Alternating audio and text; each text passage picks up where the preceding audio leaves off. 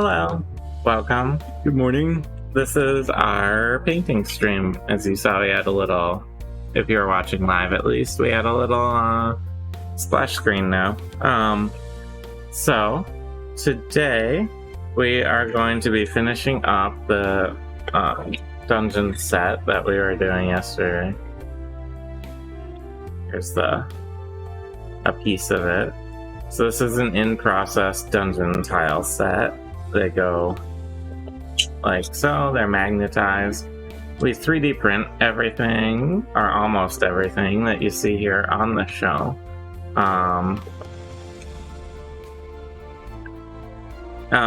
those 3D printers behind us. If you're interested in the designers, go to our website, DysonDungeons.com, and under the attributions page. Do you flip everything? We only flip some things. Technically, inside the bases here, there are magnets that are flipping when they get close to each other. I'll flip this little mouse.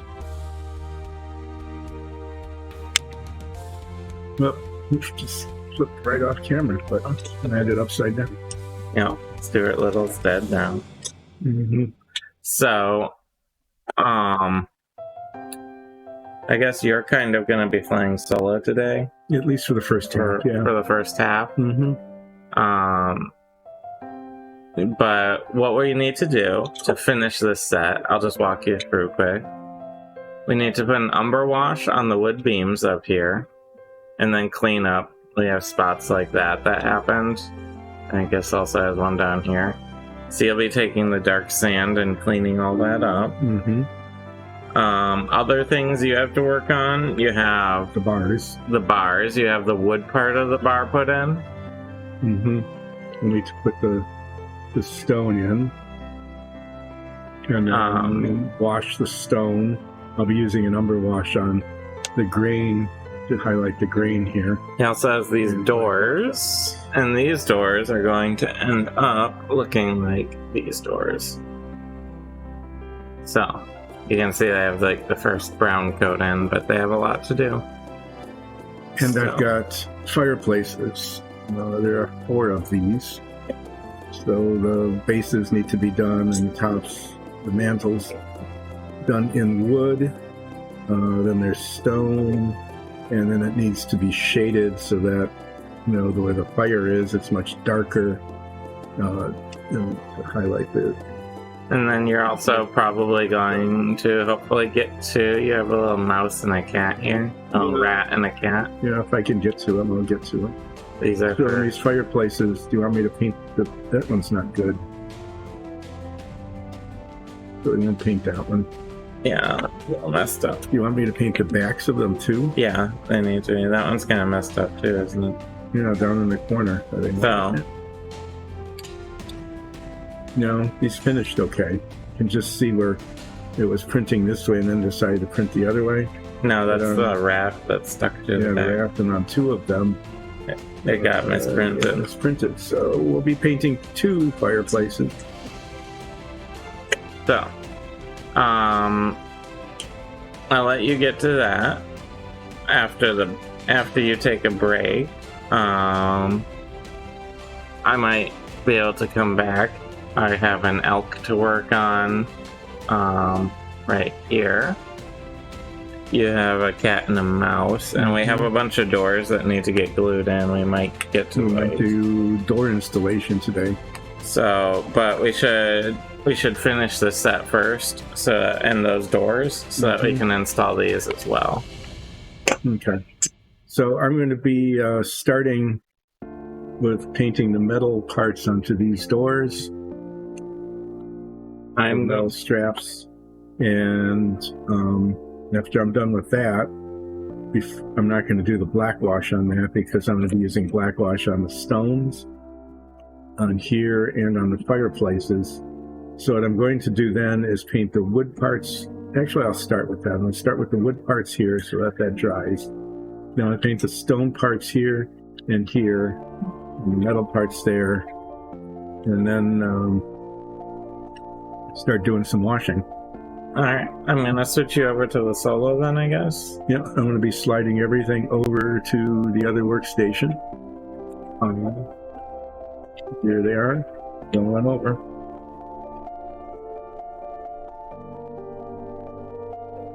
Yeah, off we go. Move my bench. See you later. Thank you.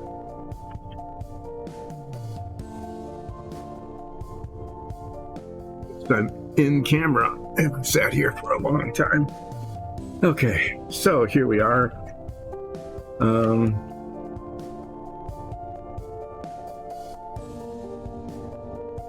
Checking out how these fireplaces are working here.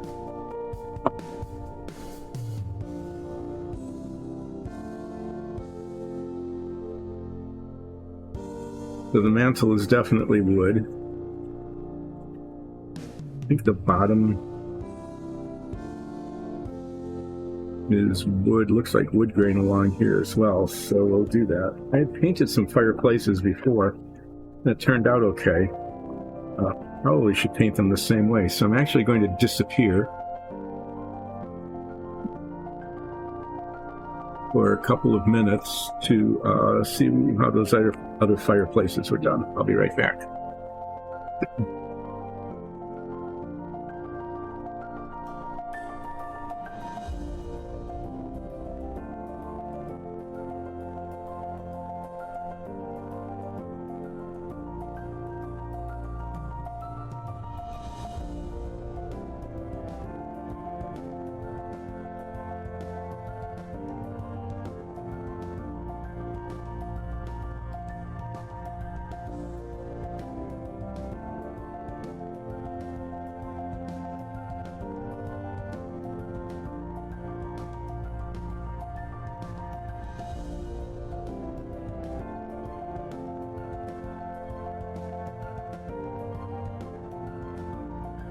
Okay, yes, I found some. So, this is what fireplaces look like when they're finished.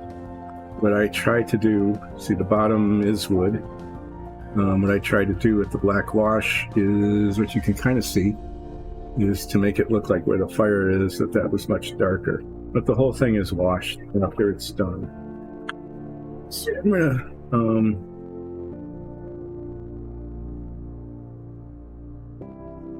there's just really no good way to do this because of the demarcation line between the wood and the stone down there.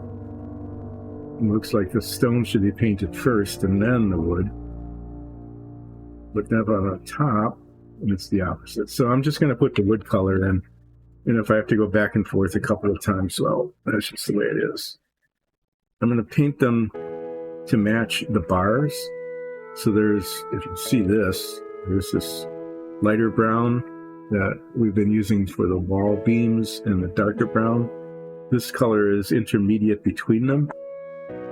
I'm going to be using that to paint the mantles and the floor of the fireplaces.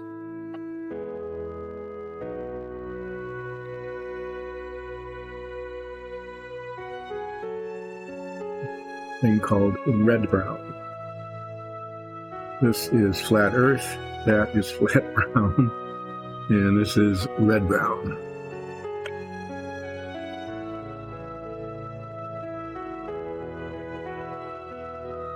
Video got changed yesterday. Everything got moved around. New monitors, new camera location, new camera, all sorts of things. And making our way around that way. So, for example, paper towels are over here.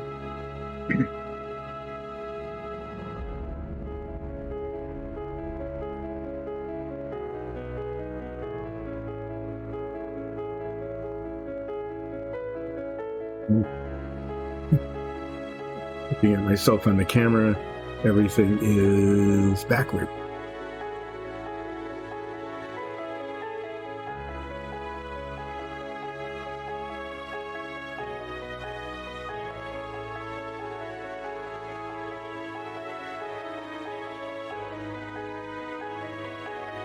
That was DnD. I already did a flip. You missed it. Okay, I'll flip one of these. Oop. There.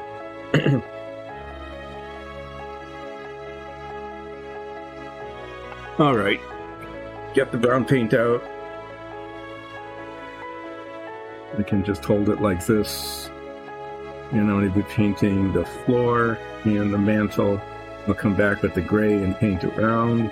And then I'll have to touch up this line again between the gray and the brown, because that's almost certain to be messed up when I put the gray in.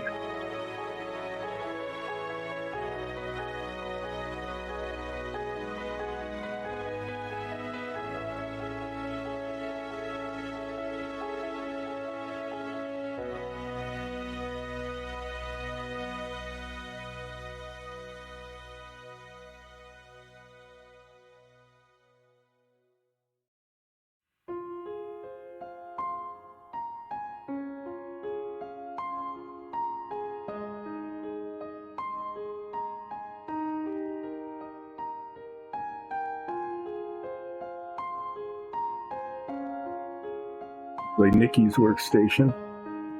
Everything is in weird kind of places compared to mine.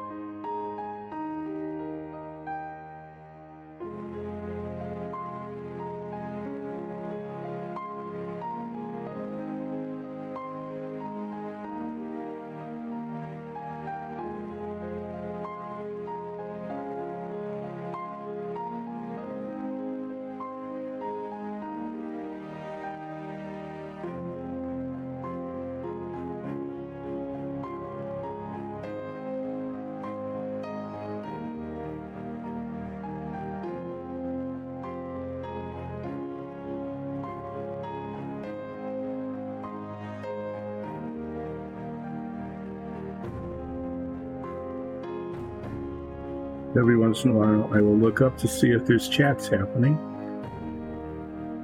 I now have this new screen with gigantic letters, which I wear trifocals. I can't focus up close with them on, so I take them off, but when I take them off, I can't see anything far away, being quite nearsighted. I now have a new monitor with giant letters on them. I can actually read at a distance.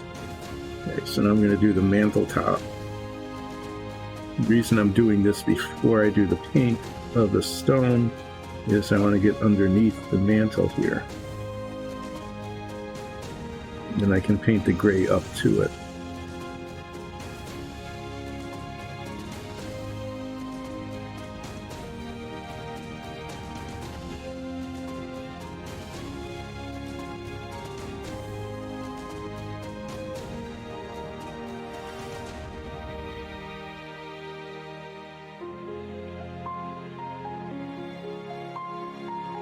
We'll paint the back too. Don't really need to do that because it's supposed to be up against a wall, but nonetheless, we'll just do that way.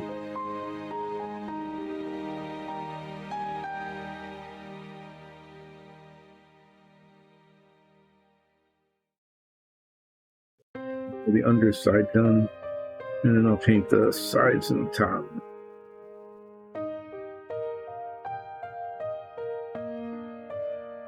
Whoa.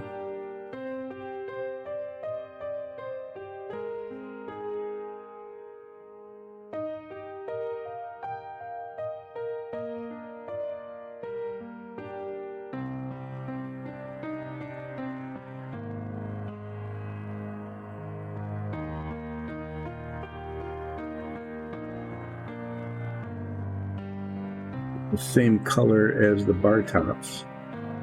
Trying to get some consistency of the three different kinds of wood in the tavern. There's the light brown with the umber wash for the beams on the stuccoed walls. There's the dark brown on the floor. There's this one in between, just so that things like the bar surfaces don't look exactly like the floor. That's the wooden part of the fireplace. The next one here.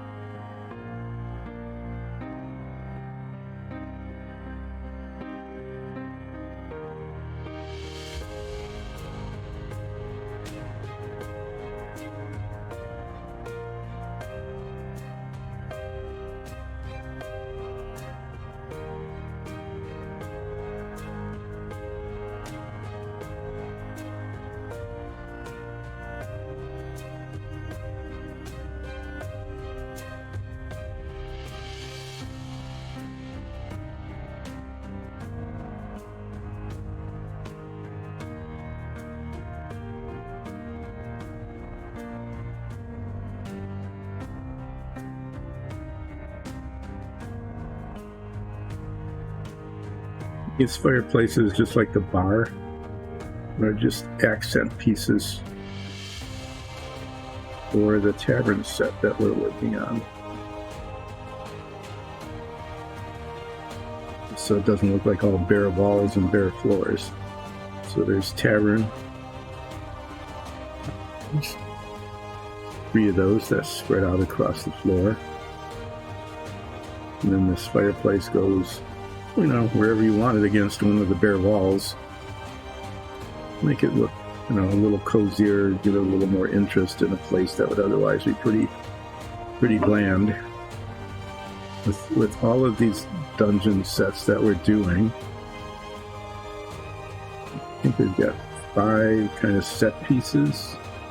There's always at least 1, sometimes more features that give it something more interesting to look at. And in this particular case, the features are the fireplace and the bars.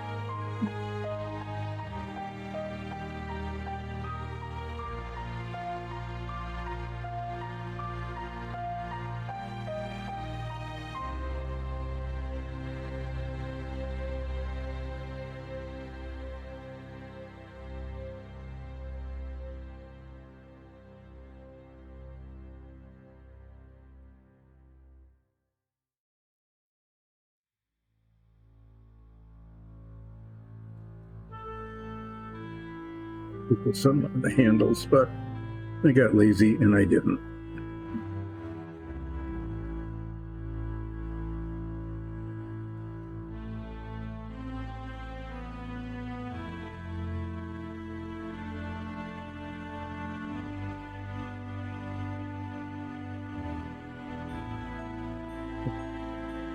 I tend to work much closer to the front of the workbench here than she does.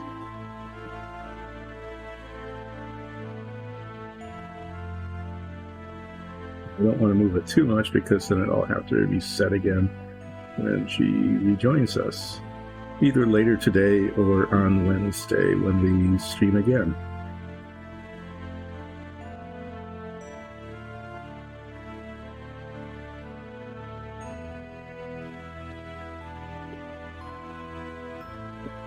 Paint needs to be kind of worked in to make sure it gets into the little grains, the wood grain that's been printed into the model.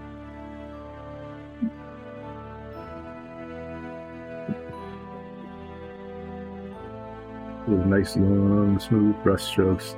I have to kind of make sure that the paint gets into the little crevices.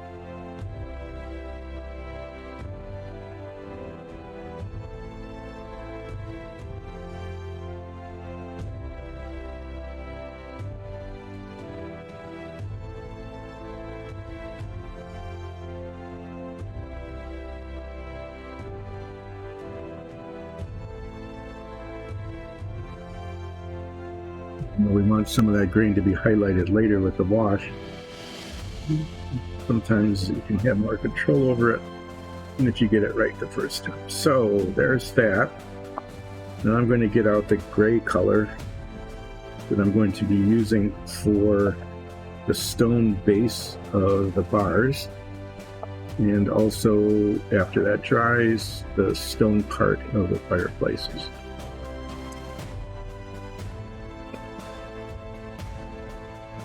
And this, we've been using a pretty light colored gray, a neutral gray, but it takes the wash really well, and that's important, especially for the fireplace, because you want that to show. Pretty sure that's what we've used. Let me check the color chart.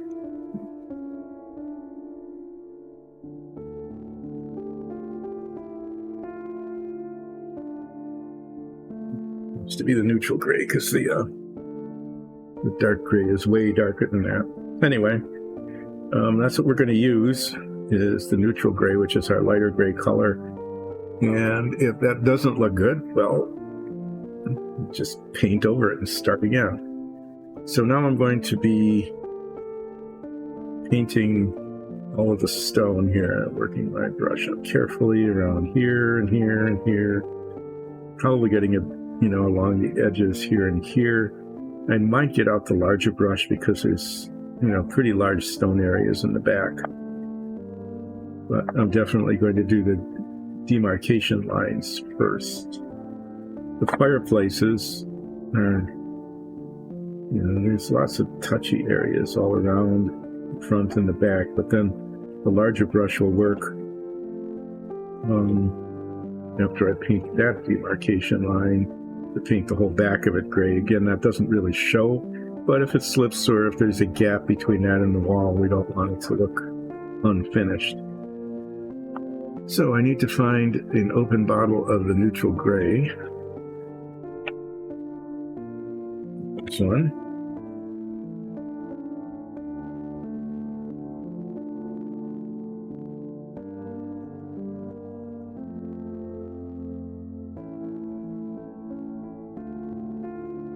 There's some, on that one, there's some touching up I want to do with the dark brown, the flat brown that we use for the floors.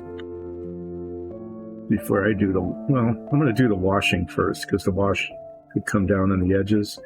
But then I'm going to have some touch up from both the flat brown for the floor and the color that we've used for the stucco, because things slop around.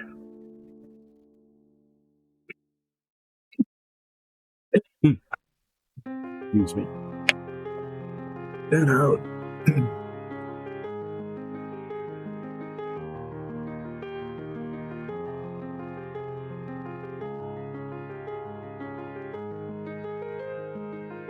And what I'm going to be doing is painting all the contact points, basically, with the smaller brush. And these bars, and then the fireplaces. I'm going to pull out the larger brush to do all the rest of the fill-in, because it will take forever with this brush otherwise. So basically, I'm just very carefully painting up to where the two colors contact each other.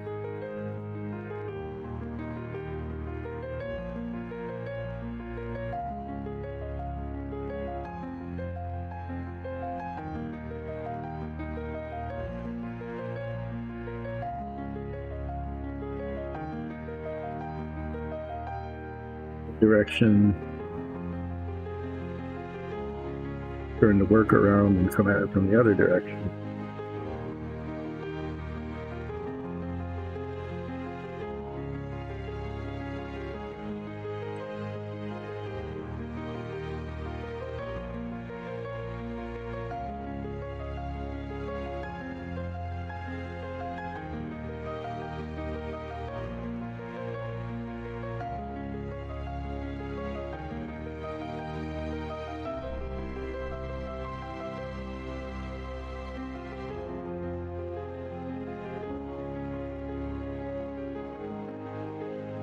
In these taverns, it's actually maybe two washes. One is the umber wash to highlight the wood grain and the wooden parts, and then a black wash to highlight this texture of the stone part under.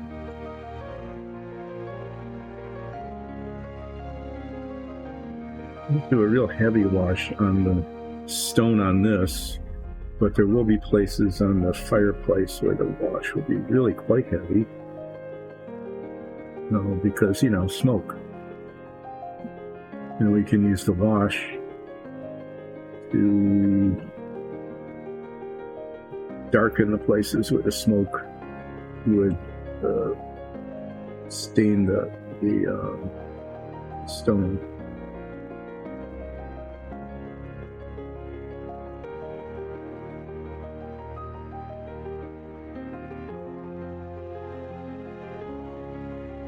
A line underneath the edge of the top.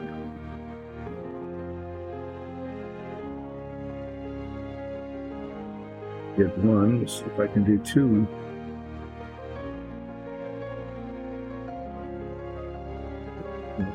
Trying to work. Weirdly, I have this big stretch.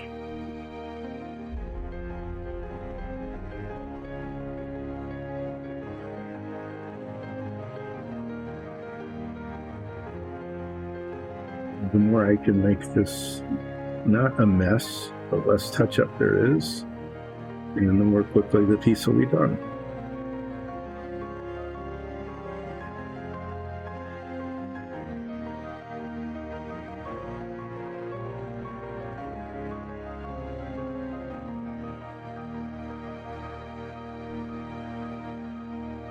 Okay, so I've got the colored boundaries on the sides and on the places along the front here, on the side here, so that I'm going to let that sit, and then I'll come back with a larger brush and do all the rest of it because faster.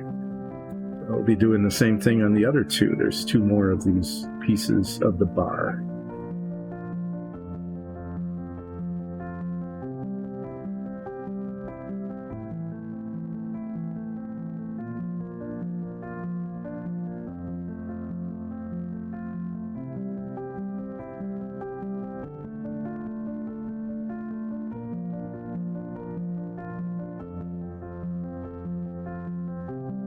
Basically, I want to paint out far enough so that when I pull out the larger brush, which can make a nice clean line, but tends to be a little less easily controlled. I want to be able to use that brush to do all the fill in.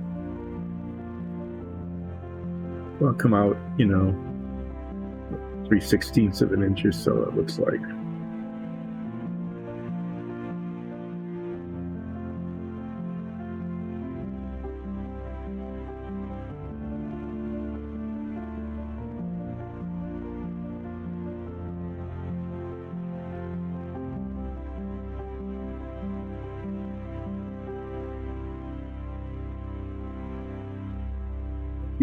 And I usually do this together. Sometimes she'll do it alone if I'm off traveling to do some retirement traveling now and then. Today I am at least until the break time around noonish or so doing the solo so that she can help try to figure out why the dishwasher isn't working.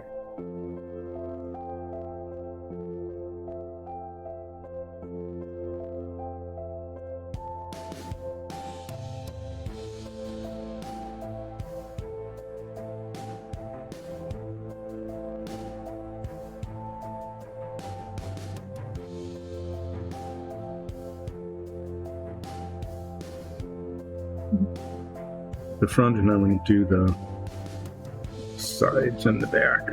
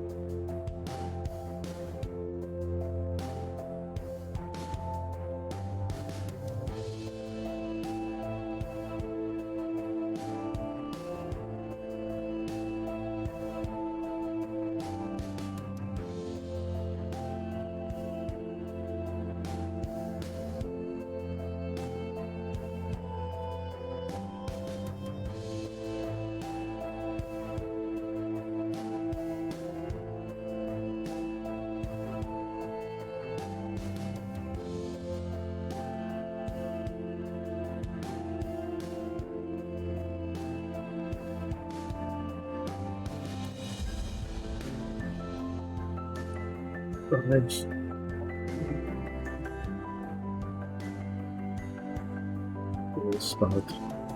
Little spots that not gray paint on them. It's the primer showing through that didn't get covered when I painted before. So after I paint the gray on the fireplace, like, you know, for the stones on the fireplace, I know there's going to be brown touch-up to do right along the bottom where the wood mat meets the stone on the inside of the fireplace. So I'm going to try to remember to come back and touch those little spots up. The wash might cover them, but then again, it might not. And it just looks, it'll look unnatural and, you know, just poor quality. We don't want that.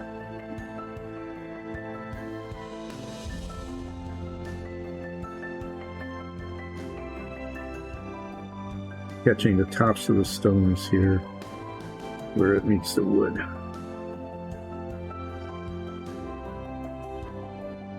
Okay, so there's two. Sure, I got all of the lines. For the third one. Oh, wow. Yeah, the whole front here didn't get done. Just right at the end of the stream on Monday. He was tired or something, but that was pretty careless to miss that.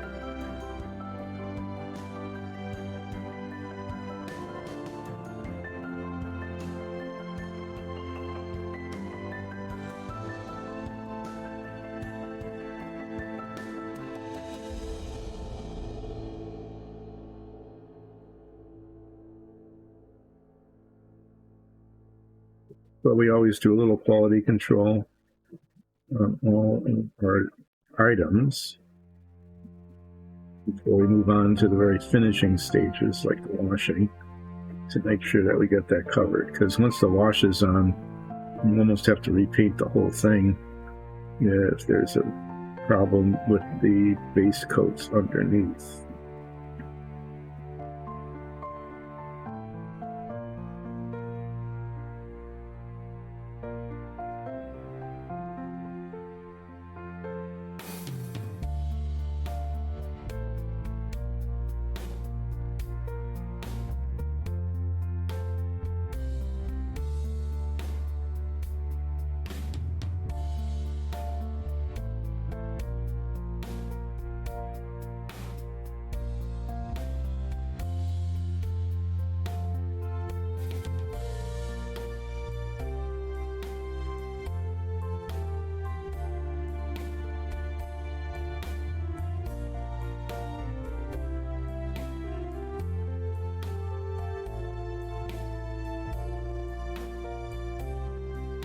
This is the third one. I got the front there, do the sides, and then the back, and then go back to the fireplaces and paint the stone on those, the brown color, the wood color that I just put on at the beginning of the stream should then be dry enough so that it doesn't bleed into the other color. I'm using the paint in the cap of the bottle because after shaking it up, the cap gets full of paint. Because, you know, why waste paint, right? But it tends to dry out and it's starting to get gummy. And when it does that, it doesn't flow off the brush quite as nicely. Get really close to the point. I need to abandon the bottle cap and move on to the bottle. Sounds like a country western song. Yeah, move on from the bottle cap. And to the bottle.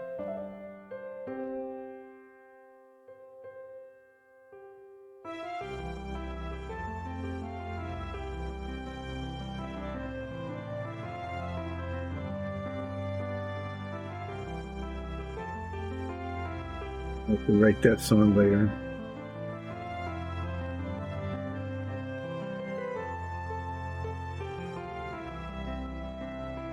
I'm sure it's about some sort of drinking related tragedy. Okay, yeah, that was pretty not well done at the end of the street last time. Okay, so here, the easy part is underneath the bottom of the mantle, because that's not going to show. The hard part is actually getting all the corners on the inside of the fireplace to make sure that that's all covered. Because these will show. And then this demarcation line between the stone and the wood right along here, that's going to be just about impossible to get right. So I know I'm going to have to come back with the bottle label calls red brown. But that's okay, but the mixture of the stone there is not cooperating. Dab that in. Okay. So that one worked. I'm going to do the other side here.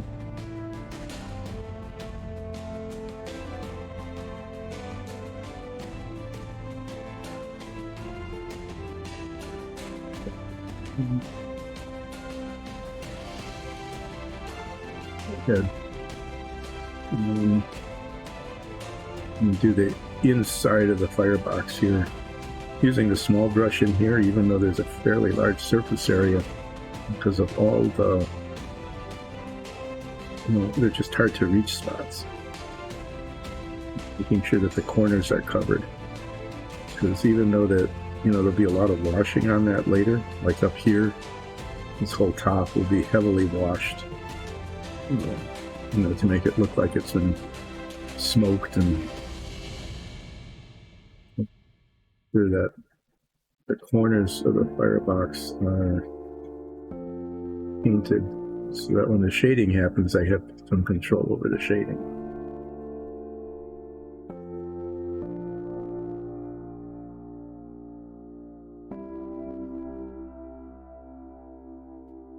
Doing that, I'm going to do the rest of this. Yeah. And this demarcation line here, I'm not sure how this is going to go. There's the tiniest little bit of a ridge there between one color and the other. That is next to impossible to see. That's where it is. That's where the line is. It's actually pretty close to getting it. Of course, I can't get it from the other direction. Turn it around and see how I do there. Might have pretty minimal touch-up after all. Although, as you saw in the other pieces, I still have touching up to do. But there, that's the line. So that came out actually much better than I expected it would. So now I'm going to paint the inside of the firebox with the small brush, just to make sure that it's covered. I know that if I tried to get the bigger brush in there, I would just be bumping into things and making a mess.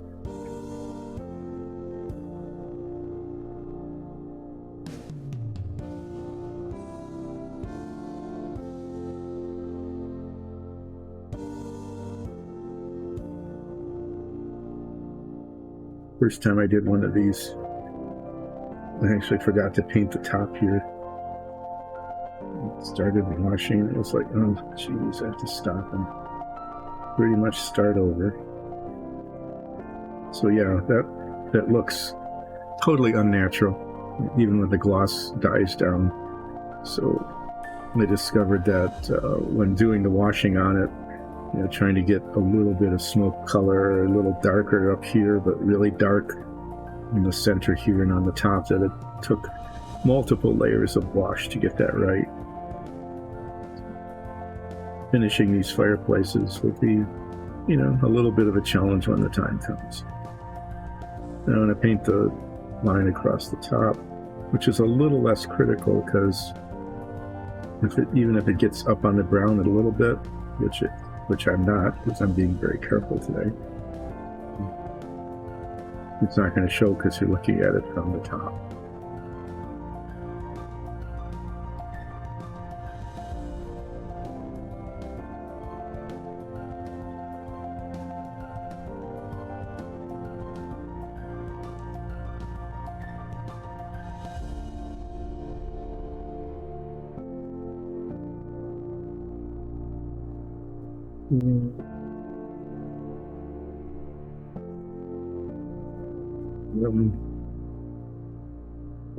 That line is a lot like it is on the bar.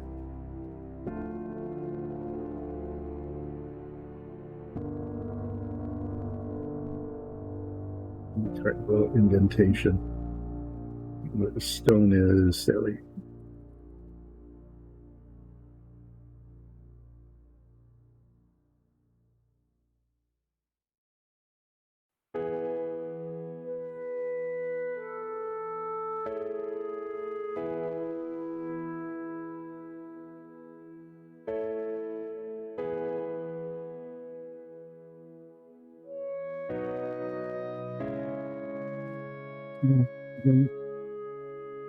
along the back where no one will ever see it at all.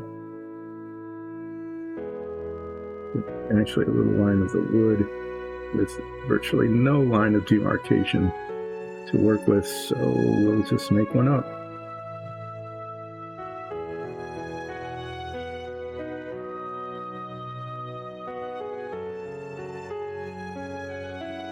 Texture here because this was the base bottom when it was printing. This was against the print pattern, and so just the print lines really show back here, but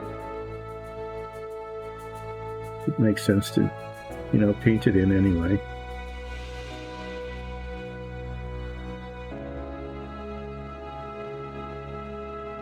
In case, there's a little separation from the wall.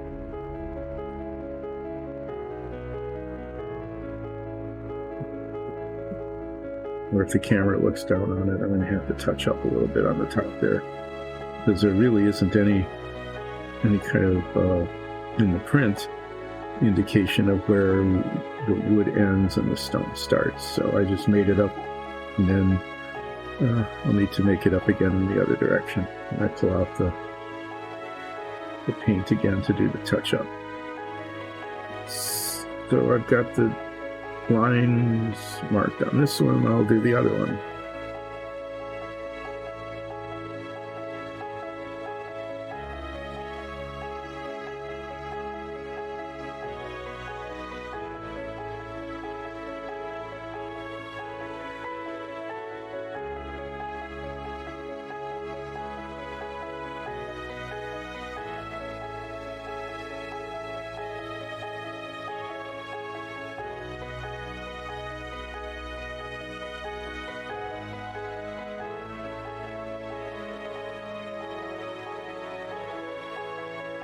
There's this little indent in the texture of the stone right along the bottom.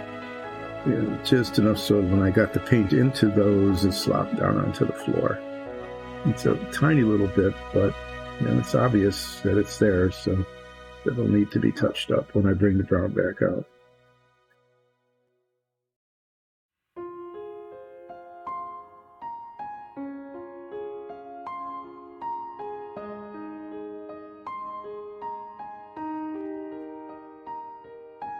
Really lucky the last time along this line of demarcation with the wood at the bottom, so we'll see if I can do it again.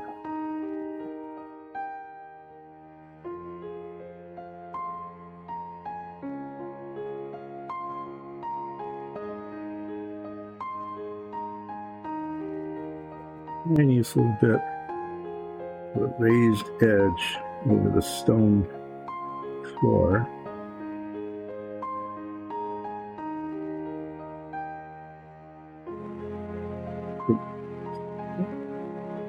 Is that okay?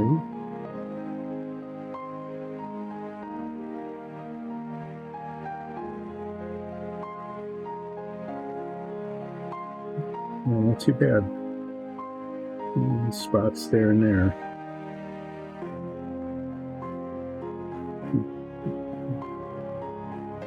Couldn't see it with that light, but the raised edge is actually out further.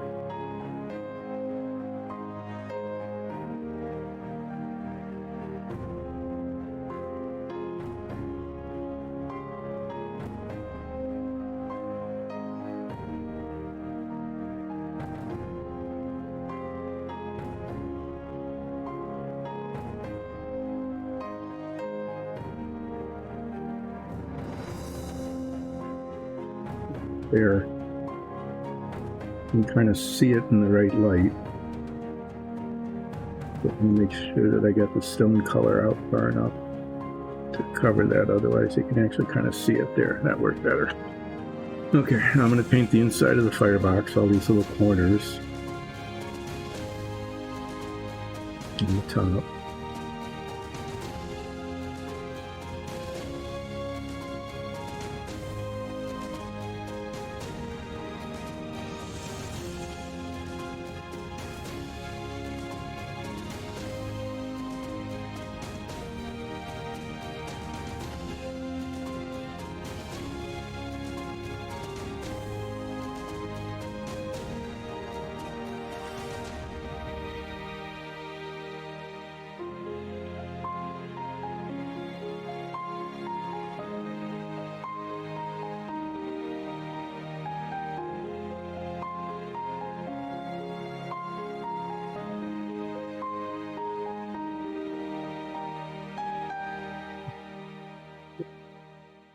I'm working a little faster here.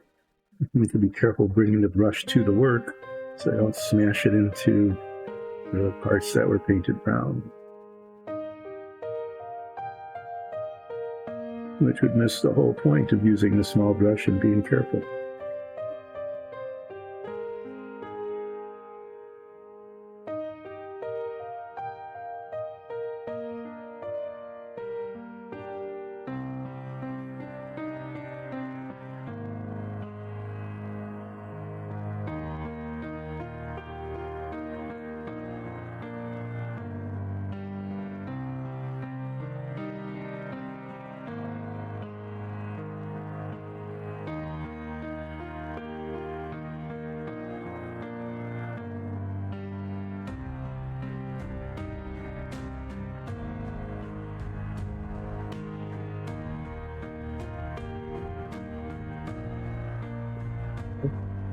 Now, do the side on the bottom, and I'll do around the mantle on the top.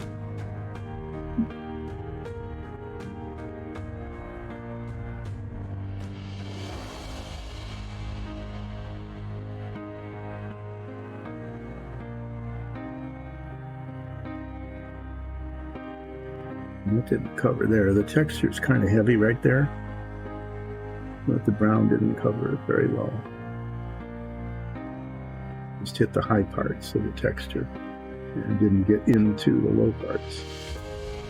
And it isn't really a terribly good wood grain texture there either, so I definitely want to cover that up when I bring the brown back out again later.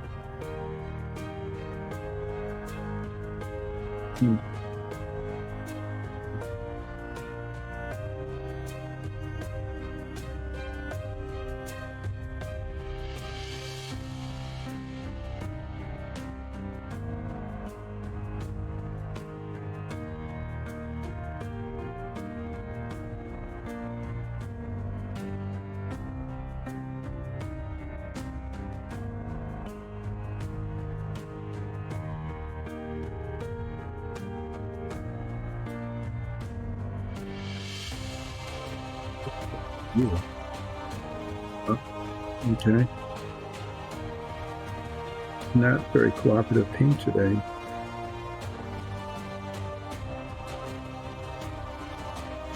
Okay, so we got that. And I need to do this back part where there is no clear line. And just like on the other one, I'll probably go up a little too high. And then have to come back with the brown just to create a straight line, just so the line looks clean. Print line texture here, so the paint doesn't really like, this spray paint doesn't like what it's doing. So there's this thin line of just a horizontal print line right across the top that I'm going to keep brown. But I'm going to have to come back to get that from the other side.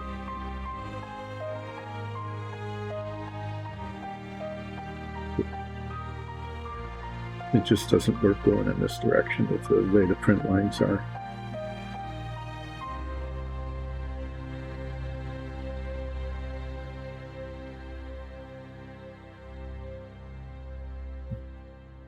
No, I have the demarcation lines here.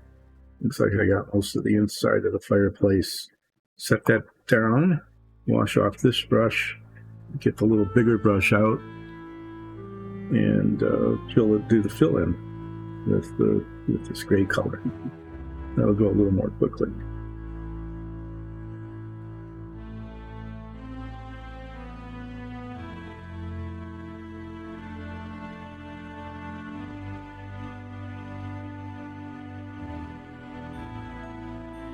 Checking the color of the doors. These doors are painted the same color as the floors, which you can't see because they're off camera. So these doors look pretty dull right now, but they will come alive once I paint the metal bars, the bars here and the door handle. Okay, then go back with the brown and touch up any little spots. And then I do a black wash down the lines here, just a really thin, not even tinier brush than this, to mark the spots between the boards and to dull down to make it look a little more worn on the metal parts. Shown a finished door a little bit earlier, but I'm going to paint this gray stuff first and then go back to those. So go back to these bars. You can see there's a fair amount of area that just needs to be made gray. This goes way faster than that little brush. To get it into the mortar lines between the blocks. Dab it in a little bit.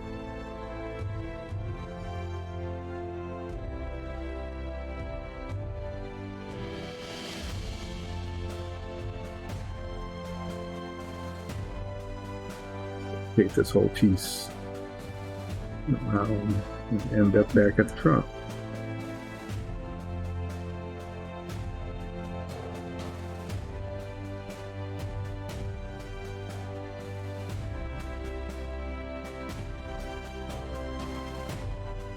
Didn't get covered right. Weird. Paint's just not covering well today. It's not cooperating at all. Cooperative. Okay, there, that's good. Yeah, it looks pretty flat and monotonous, but the wash will highlight they'll make the stone look kind of worn, but it'll also highlight the lines between the stones, the mortar lines. Some people paint a darker undercoat and then get the texture by dry brushing on top of it. But since there's so much of this, and there's just a large quantity of stuff, found that you get a pretty good look by using the wash on top of the paint. It's just way more efficient, given like the number of tiles, wall tiles that we'll be seeing a little bit later. Okay, so that's grayed in. Need to touch up the brown. These are the spots that didn't get covered before I start doing any of the wash. And I've got, two more of these, and then the fireplaces.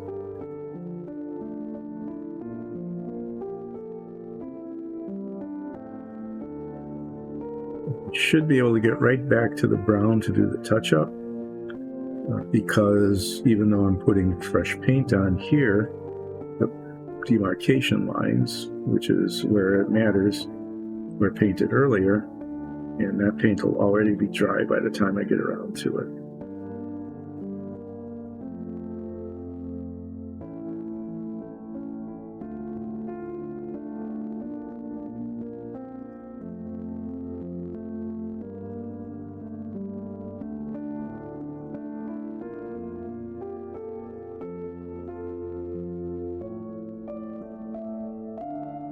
Looks like a lot of the touch-up actually isn't, except on the fireplace, that one or two little spots, isn't on the lines that are between the colors, which is usually where the touch-up happens.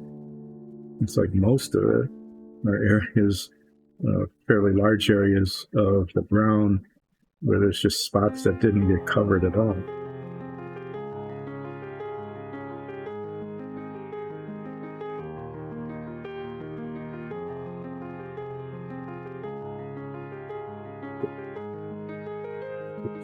Here that maybe it bubbled or something. Little light spots where the primer shows through, or on one of these where it hardly got covered at all. And what in the heck is going on there? It's like I didn't even paint it down to it. Well, that would be a challenge, trying to get that in. Yeah, I mean the other side is fine, but that's not covered. Did I do it on the others? No, that one's okay. This one's okay. I am really confused. I have no idea what went wrong there.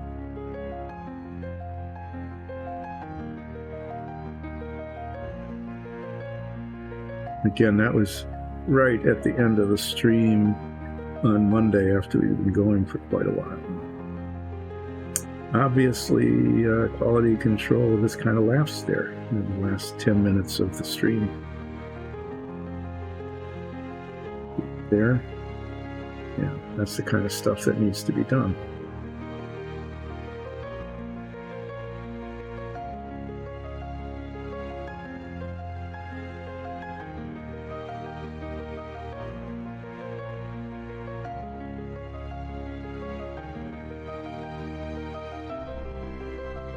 Good thing I wasn't trying to do anything like delicate, like paint a mouse or other kind of figure at the end of that. Couldn't even get brown onto a spot that didn't even need to be careful about.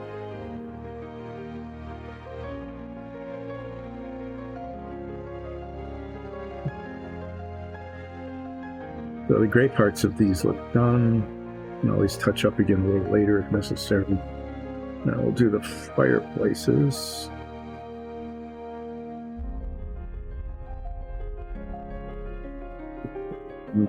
The texture of this stone is totally different than on the bar. It's more roundy and swirly. You have to kind of work the paint into it, which was a little easier with the small brush, but as long as there's enough paint on the brush, it's okay with this too.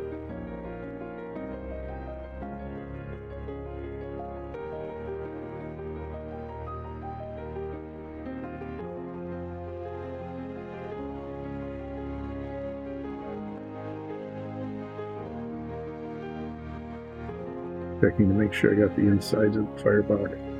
Since I've got this color out, do a little bit of quality control on this.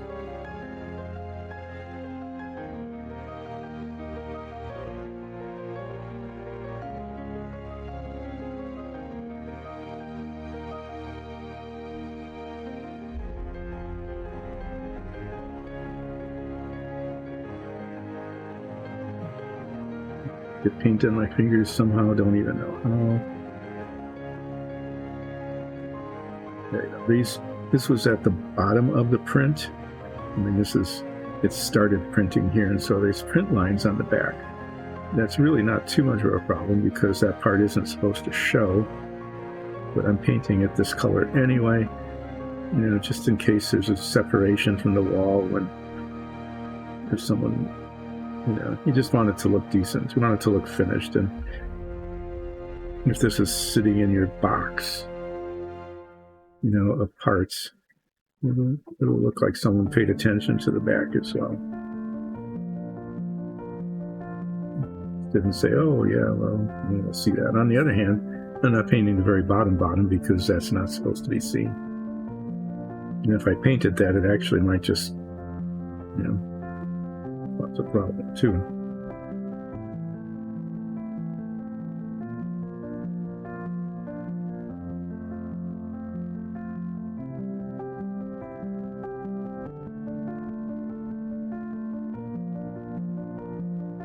Whirlies.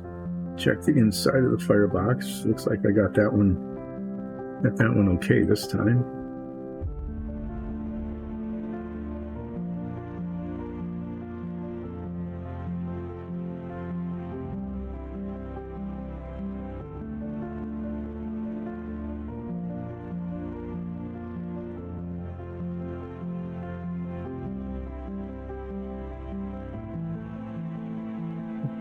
main thing at the back of this.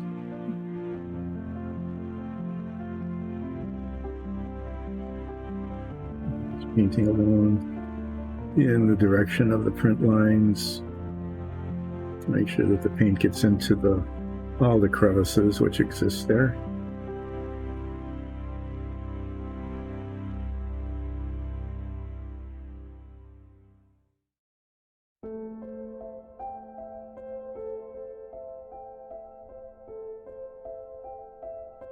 Make it look like someone was paying enough attention to the detail of it that just wanted to cover up the sides in case they ever were to show a little bit. Okay, so now we need to let that set. I think I got all the gray. If not, I'll find out. That gray needs to dry before I do the brown touch-up, I think, just because of some of the places that I saw. But what I can do now, once I clear all the gray paint out of this brush is really kind of nice, but it holds a lot of paint, and cleaning it, just have to be a little more careful than with the little ones. Okay, so what I'm going to do is I'm going to go to those doors, and I'm going to paint the metal on the doors silver, which is actually kind of a bright silver color.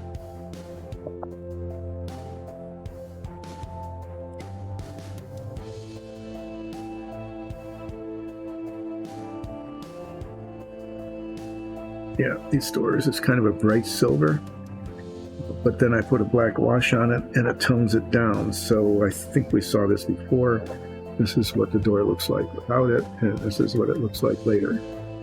And you can see what happens as the silver goes on and it's highlighted, and then a black wash goes into these little lines between the planks, and the silver to tone it down. So I did 5 of those before and only messed up a little bit on 2 of them. I'm doing 2 of them today, so that gives me 2 chances to make a mess. And we'll see how I do.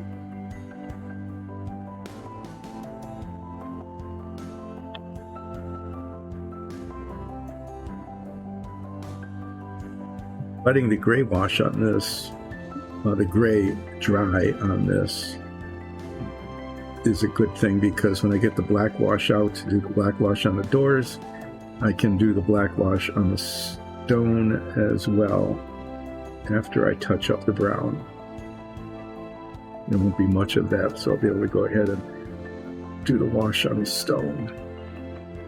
And then the umber wash, which I'll be using on these to give this a little life. This it's a nice color, but you want it to highlight the wood texture and to look a little less dull. I'll be doing that at the same time as I do the umber wash on the bar and fireplaces. So this is different paint. It comes in these little squeeze bottles, so you can't just dip your brush in. So I'm going to squeeze out a couple of drops at a time. It's kind of dries out in the cup. A couple of drops at a time into the cup. And then we'll just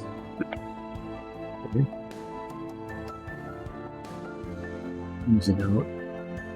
Just about the time that gets used up, it's also setting up enough so that I can't use it anymore. Okay, well, let's see how today goes here.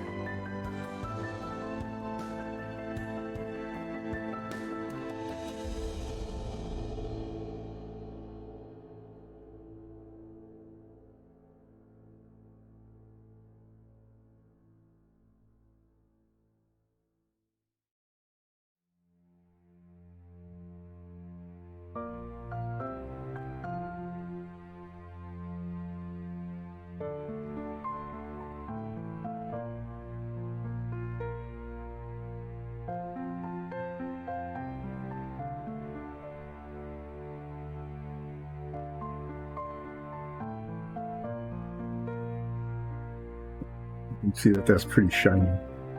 Really does need a fair amount of black wash on it to tone it down. which will go on a little bit later.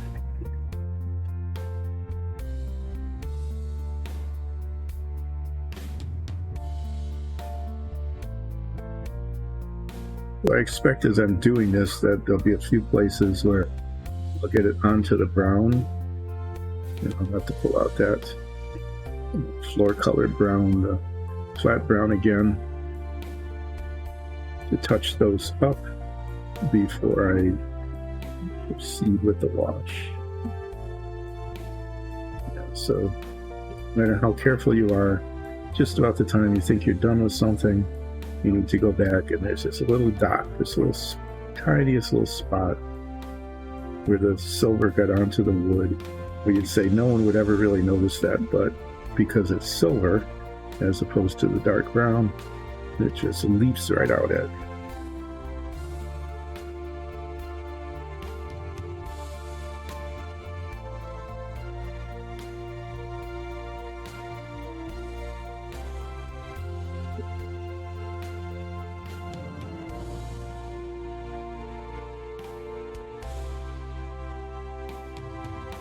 Turn this piece around, and get the top of that a little bit better.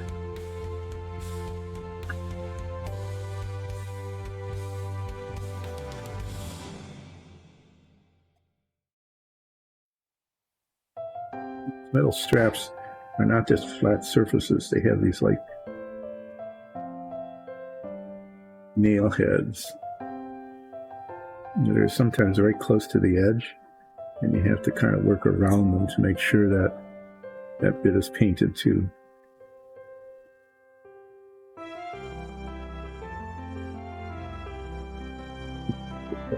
Where it isn't that well delineated, and the paint slops a little bit because you can't really tell where the edge is.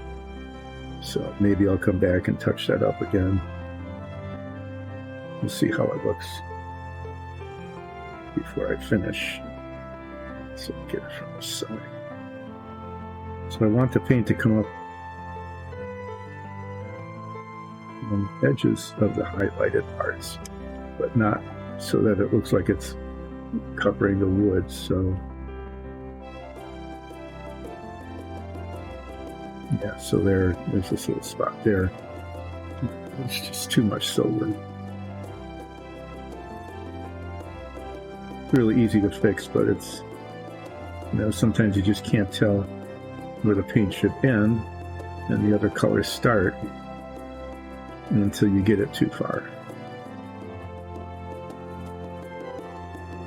Looking down at the door from this angle, from the top, so you want that line to be pretty clean, because that's the angle from which you see it. And then these things kind of hang over the edge here, and there's this tiny little area here, the edge of the door, where you want to make sure it's silver.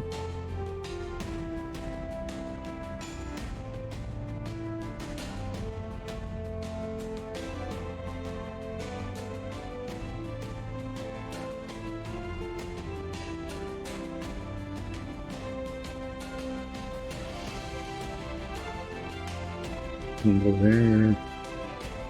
The bolt is in the way of the paint going on it. I'm whining and complaining a lot today. I guess it's because it's Monday and this paint just isn't behaving that well. Okay, anyway, that's the silver on one side of the door. There's a spot at the top of the door knocker there. At the bottom of that arrow pointed there that need to be touched up with the brown before I do the washing.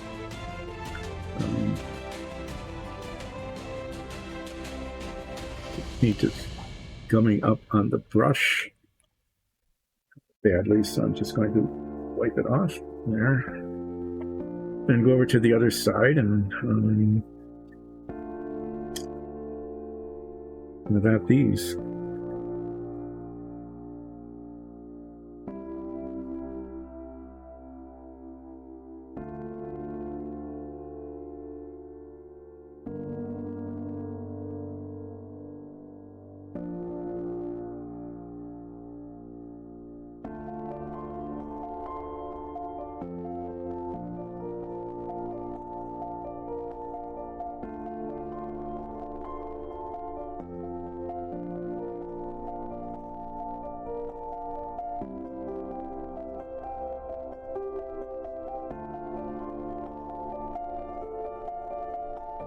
I want to try to avoid getting any silver paint inside the little opening of the door knocker there, because getting a tiny dab of brown paint in there without getting it all over everything else is difficult. I pulled it off once, but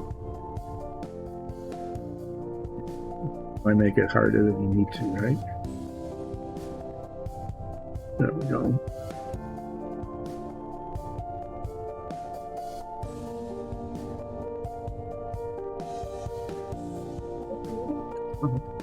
This is the angle looking down.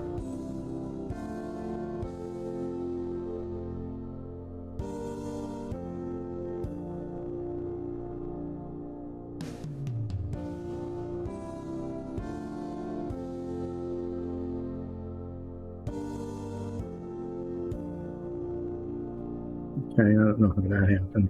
It's like the brush flopped over. I know it's going. Okay. I'm actually, when I did the other ones, I had the same sort of problem. Paint just getting over the edge. I kept thinking, now, how is that happening? And then I remembered that I ended up using a much smaller brush on this, and it worked much better. So I've got this one mostly done, but as the paint gums up on this brush, it just starts to slop around, and then leaving lots of touch-up spots. Is I'm going to do what I remembered last time, which is to get the tiny tip brush out and use that. And there's like, anyway, you'll see it. But yeah, had the same problem with the same brush the last time, and said I'm going to switch and use a much finer brush, which then ended up working much better. Even though it doesn't hold as much paint, it gives a lot more control over where the paint goes.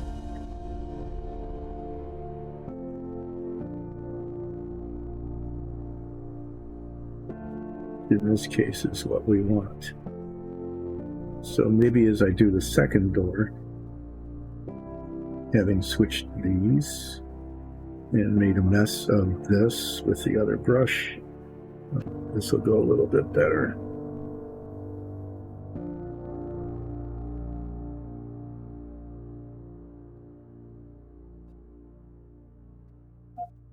Sometimes one can remember things even though it's a little bit late.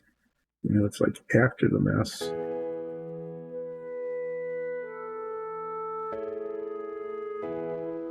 Instead of before the mess was made.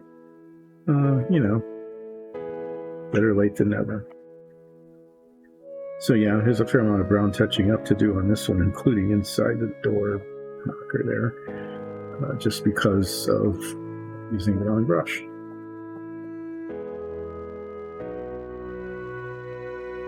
This one with the tiny brush and see if it has more success.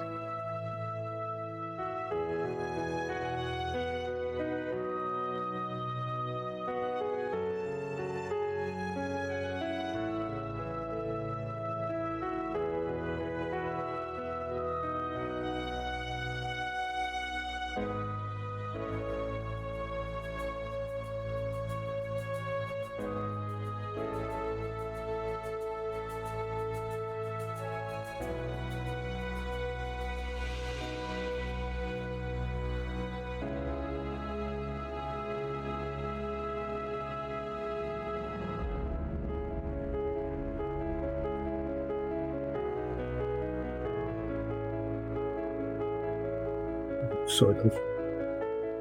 I mean, it's kind of another mess for some reason because it did, but it is working better. So it gives me a lot more control here than the other brush did. I'll be using this one too for the brown touch-up because there's some little itty-bitty little spots right up next to the silver that'll need to be touched up.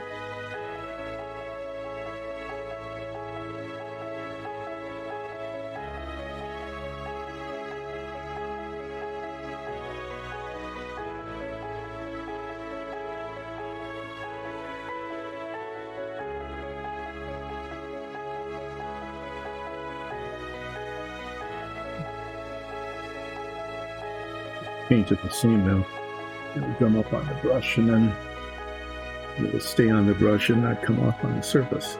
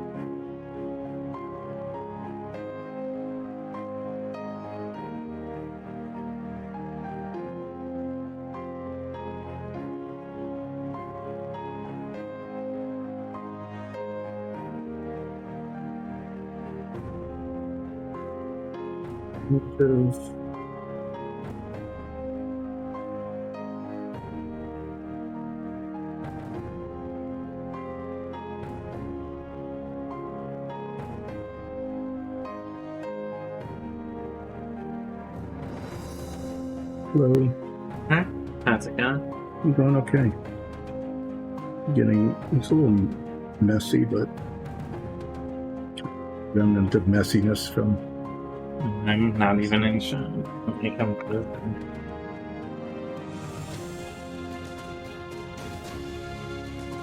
Anyway, just at the end of the show last time, I was painting in the brown and just did things like this one. I totally missed. Or totally missed the inside. Oh, the side beams there. Yeah. You want me to pop in? Yeah, things going okay. Yeah. Any luck with the dishwasher? No. No. It's just really not working, is it? Mm-hmm. Well, whenever you feel like it, you can slide over and I'll join in. Okay. Well, let me slide over. I'm sliding over. We'll move the work a little bit later after I slide. This is a little transition while I come in and join. Looks like you got doors, fireplaces. Bars. Yeah, I'm working on the little set pieces. Trying to get those going. Did you grab these as examples? Yeah, I wanted examples for myself. Trying to remember how those got painted. Alright, let me switch the camera over. Should have both of us. Ooh, here we go. Although your camera is way over there. Oh. You need to move it in. Yeah, I'm going to have to move in order to stay in camera. Or you can move the camera to you. I'm going to. So I'll move over a little bit. Where I put all my stuff while I was in the other seat. No, sorry about the big interruption. I figured I would come down and help though. Yeah, help is good. Is out of the way here.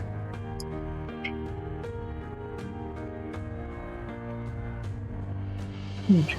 Now the work camera needs to be,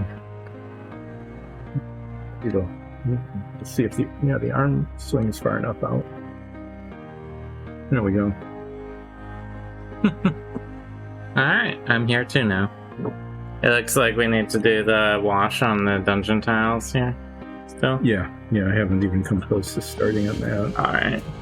I'm just going to keep working on these. When you get a chance, I could use a couple gloves. Ooh, yeah. Otherwise... More of these one of these days. So what have you been chatting about? About how I've been making a mess of everything I've been touching today. Is it just one of those days? This is a making a mess day. Discovering the mess that I made on Monday. This Monday, Friday, when I was painting things, right, especially near the end. Whatever I did near the end was not grabbing the wrong brush, making a mess on these doors. Okay, so, well, Your job now is to make a mess, basically. I'm going to be using an umber wash. Is this the open one? I just have one. I think we have... This one's definitely open. It's like half empty.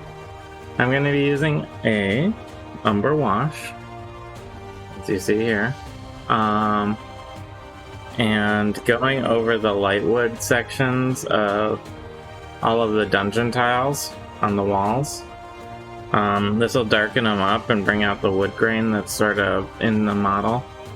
And once I do that, I will, once they dry a little, there's going to be a touch-up process. So like some splotches happen. The touch-up, unless I mess up really bad, it should just be on the plaster portion. So, we'll see how it goes. Yeah. Need a reasonable amount of umber wash, but I don't want to overdo it. Oh, let's start with the corners. Everybody's favorite. So, basically, I'm just dropping umber wash, and you can see how much it brings up that wood grain when you drop the umber wash in there. And it just darkens up the wood, gives it a little more variation.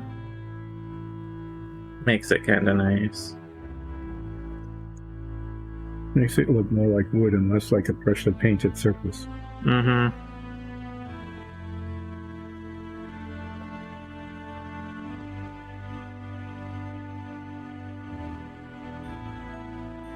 I can be sort of quick about this, but I want to minimize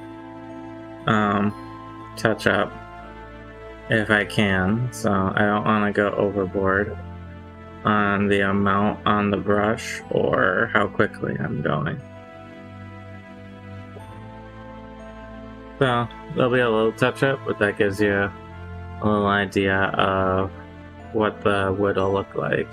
It'll get less shiny, lighten up slightly, but maintain some of that darker wood grain effect. So I just gotta do it on the back side, and then I'll probably do the entire piece all at once rather than subdivide.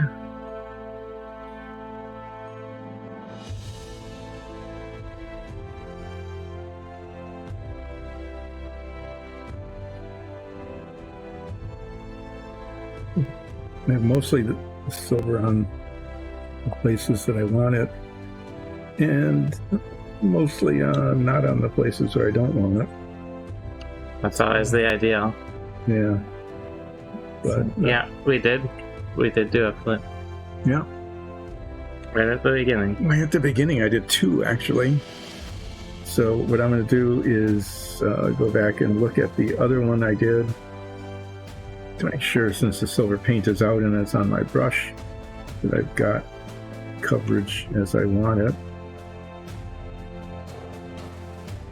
And then I'm going to get out the flat brown, which is the color of the door. Do tiny little spots of touch up where it needs it.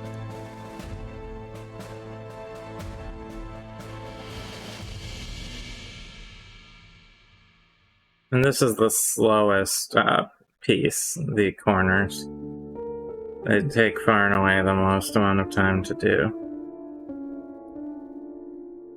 Yeah, there's two walls worth of surface area. For some reason. Those corners. That doesn't even make sense. It just happens. So, that is washed now, and it needs to dry. But you can see it's a lot darker and richer in color. So, got that there. Touch up this one. Just set things aside. So, I have 3 of these corners to get through.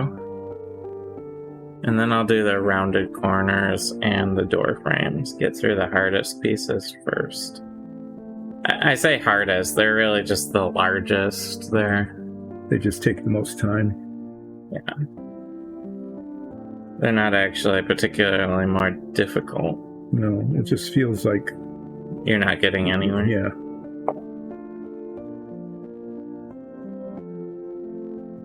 You know, it takes twice as long as the other one. It's the same physical size, the same footprint.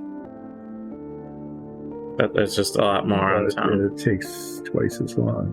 So it just feels like it's taking longer. Yeah, as long as there are no sets with 10 corners in them, it's fine. Yeah. Can we do another flip? I don't know. What can we flip? Alligator clip? Is it rhyme? Flip the clip? Flip the clip? What's that? That was kind of crappy. There, that was better. It did like a double twist and a somersault. It's almost a gymnastic move.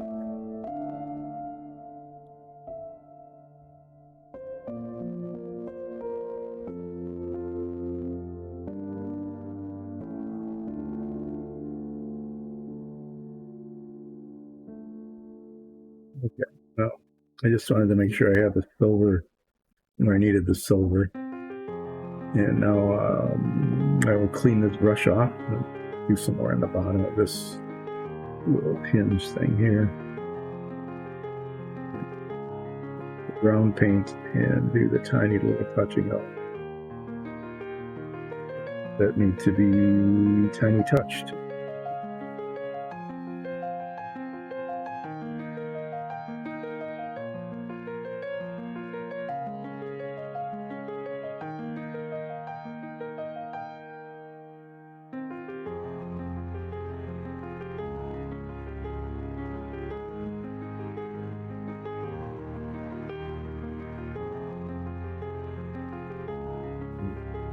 Almost forgot to do the sides. Easy to forget. Yeah, it is. But you don't want everything to be a nice darker wood and then have a bright top and bottom, top and side. Especially the top. Yeah. Yeah, when that gets left out, it really is obvious. Didn't get these corners very well the first time around. I could probably get away with using a larger brush on this, but there's just a lot more control from using this sort of medium-sized brush that I'm gonna have less mistakes. And there's already plenty of cleanup to do on the walls here. Okay, so we'll do this brush bit. I want it pretty clean because I'm using the same brush for the brown touch. And I'll be using the same brush for the black wash on the door planks. And the steel, but I'm also using black wash for the fireplaces and these. So I want to do the brown touch up first before I do the black wash on the stone. I'll be using the umber wash on the wood. Yeah, the umber wash, the flat brown, which is what the floors are made out of here, the umber wash doesn't really show on it at all. But with the flat earth, like I have like I'm doing here, and the red-brown, the umber wash, shows quite nicely. So it's always a really good idea to not only do a test swatch of your paints to see how they look like when they're dry, but it's also a good idea to, on that test swatch, also have a spot that you put umber wash and a black wash or whatever other color washes. We have like a green and a blue wash and stuff. It's always good to see what those look like when they're dry. So I'm touching up the brown on the fireplace in the bars first.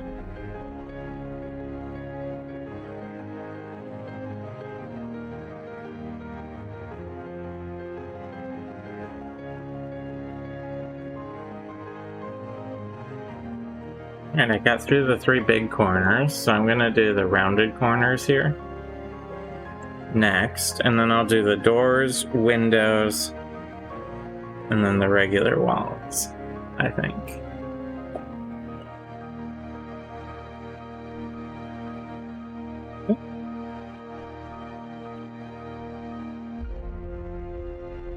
Okay.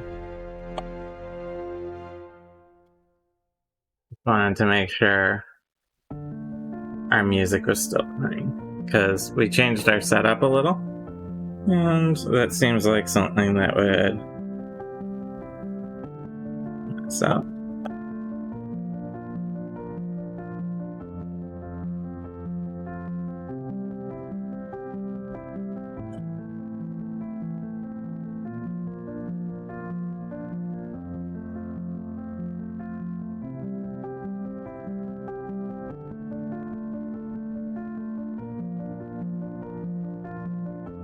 So, and as I mentioned when I painted these the first time, the line on the back across the top is not exactly clear at all.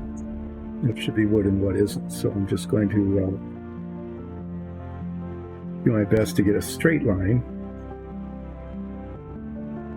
But sometimes it's more important to have an even line Than a correct line. than to have it in exactly the right place. And since there is no right place back here,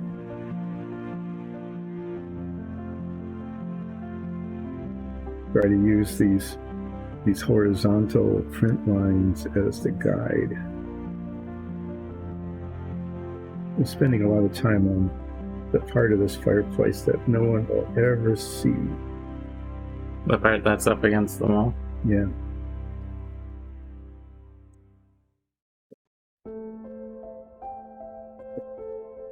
I guess what I'm effectively doing right now is just doing a wood stain. Aren't I? Mm-hmm.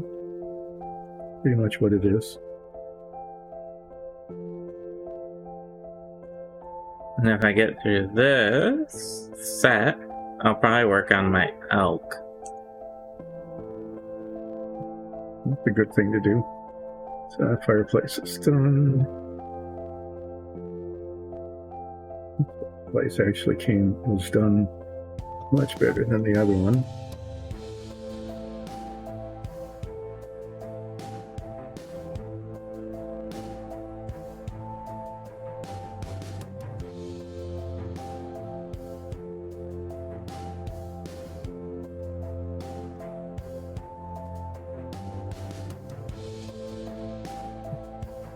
That didn't cover the first time around.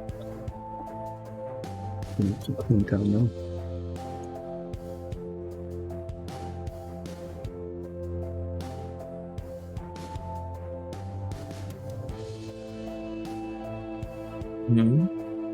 Why do people keep wanting flips? That's from a while back. That's Oh, you when went back. we already did it.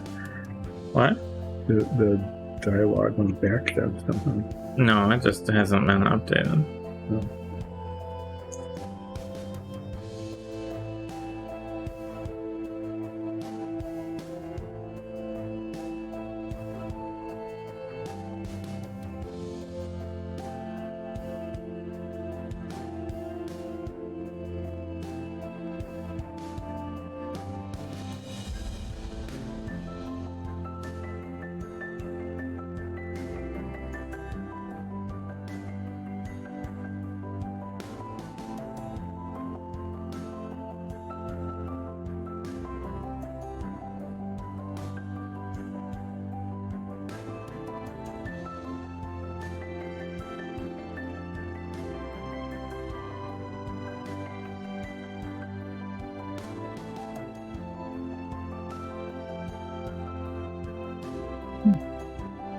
So after we're done here, I guess we're going to have a conversation about whether we should try to repair the dishwasher Or replace it.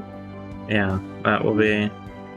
I don't know how much you've told the viewers, but our dishwasher has been, I guess, slowly dying. Mm-hmm. Some part of it. Yeah. And the question remains of, do we repair or replace? And it depends a lot on what's wrong with it, I suppose. Mm-hmm. And how much it'll cost. And how much a new one will cost. Yeah. The repair, it's like $150 to have somebody just even Show up. And then they charge like $100 an hour to work on it. And then the parts have their own costs. Mm-hmm. So no matter what's wrong with it, you're looking at probably $300 minimum just to find out what's wrong with it. Mm-hmm. Always fun.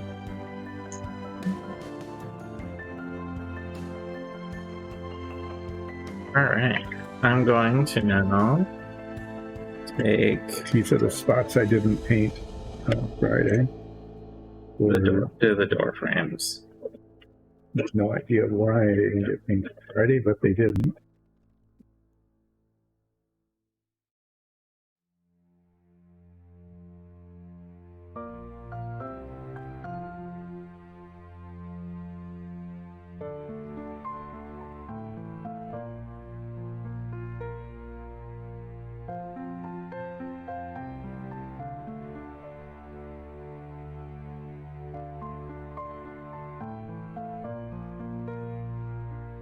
We did that one anyway.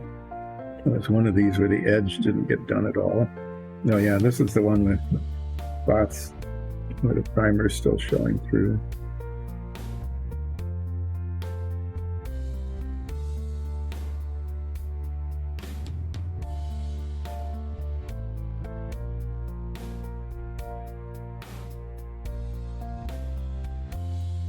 Now, the lintel I have on here isn't actually attached, but I'm going to just wash it on while it's sort of tension held in there.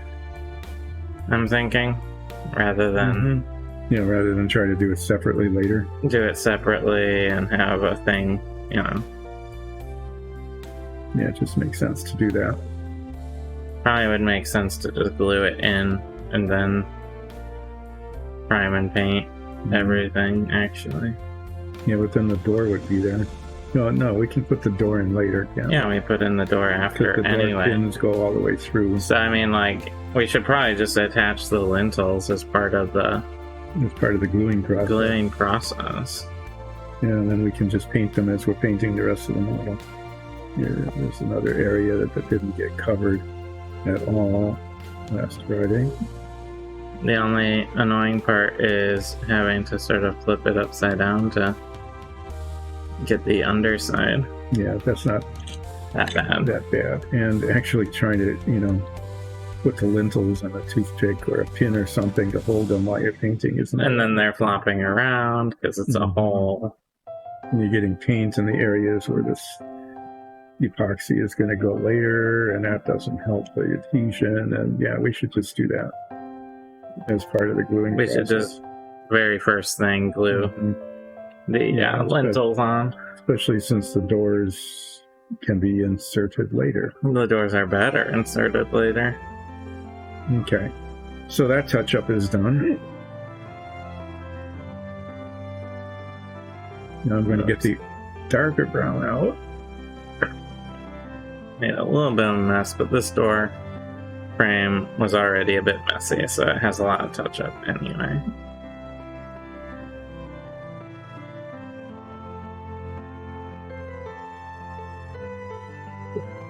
Cleaned up, and then this is the brown for the doors.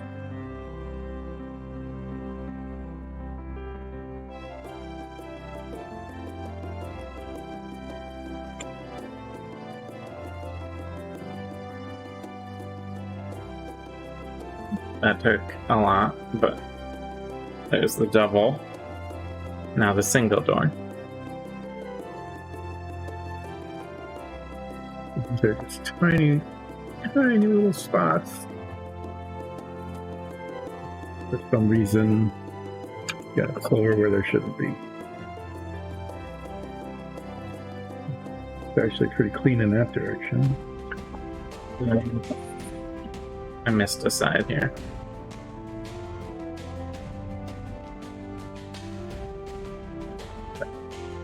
Pretend like I did it from the beginning. Alright. 2 of the 4 door numbers. There. I'll get over. The doors always need a little bit of a touch up. Mm-hmm. It's not unusual. No, I was using. Remember when I was doing that set of 5 doors? Mm-hmm. And I was using the large brush, and it was, oh, this isn't working. What's going on? I went to this brush. Yeah, well, I forgot about that, and so started with the wrong brush this time. Get the inside of the door frame here.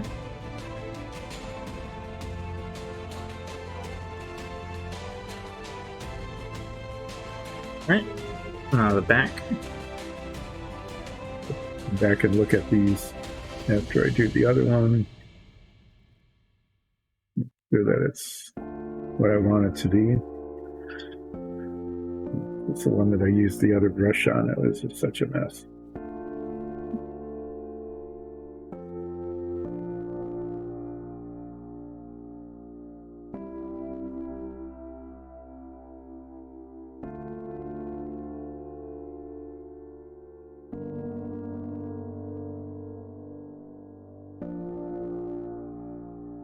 Yeah, Jam says we should replace the flips with flops.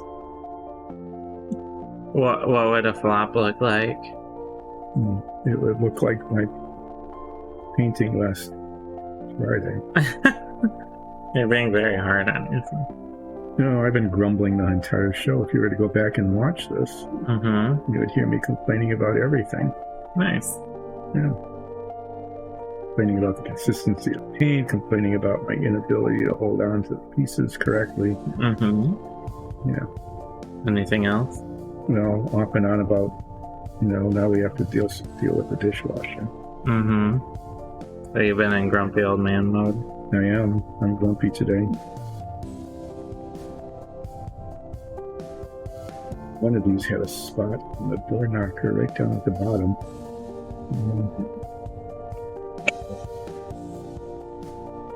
Alright, I got through the doors. So now I'm gonna do the next hardest thing, the windows. These aren't particularly hard, they just have a little extra because you have to get inside the window frame. And then I'll go even easier. So just doing hardest to easiest is my general direction for doing things. Unless there's a specific order I need to do something in. For some other reason, I'll generally just go with whatever I perceive the hardest thing to be, or most annoying, and go down to the easiest. It's like painting downhill.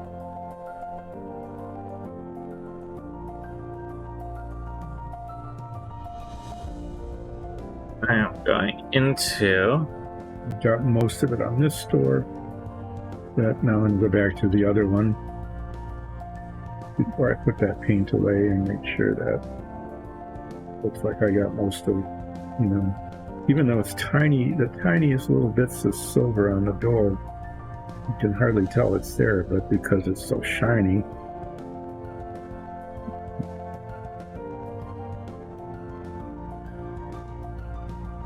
Okay, look at this one again.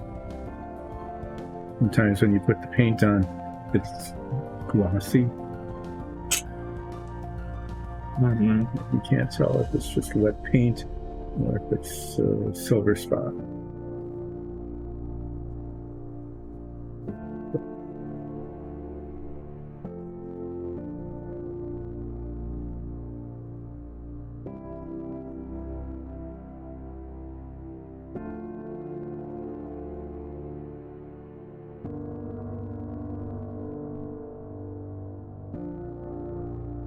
we're going to be dealing with the joys of hand washing dishes for a couple of while.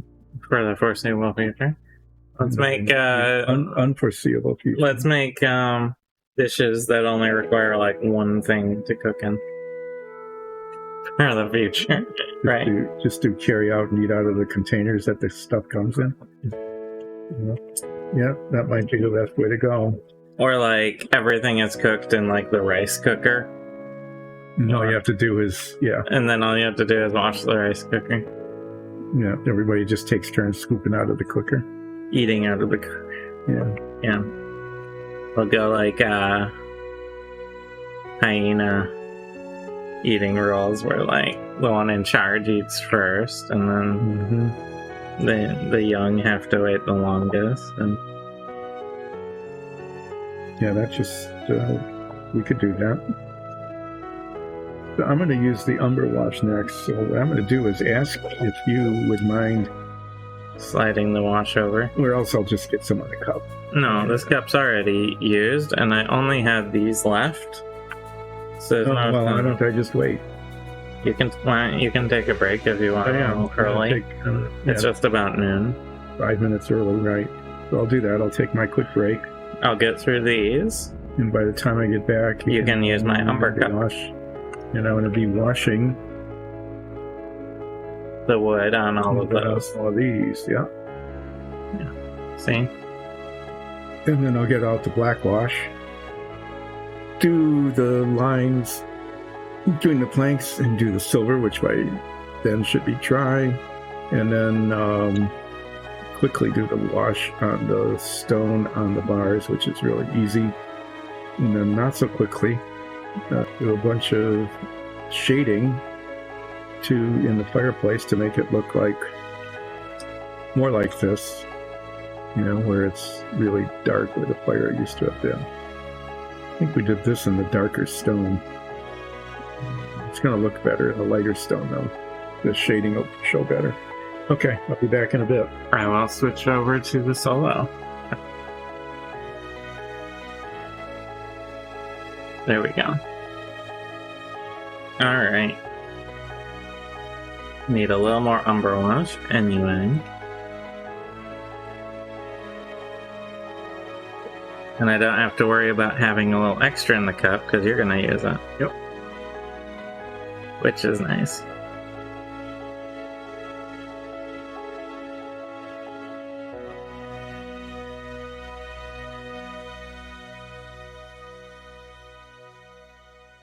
Oh. How's everyone doing today? Just sorta. I'm having a bit of a slow morning. I had some stuff to take care of, which is why I wasn't here earlier.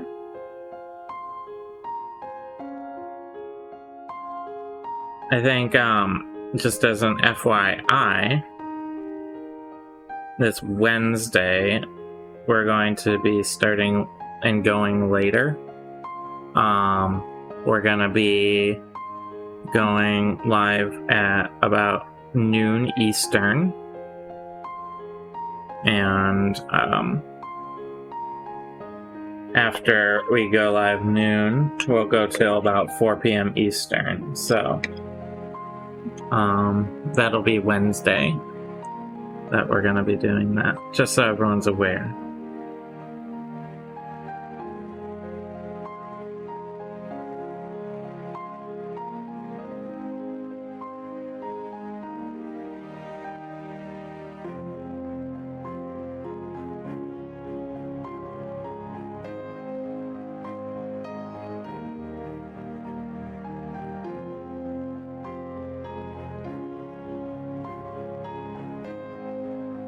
I only have 3 of these walls to do, and an inside corner, and then I have the tavern washed, and then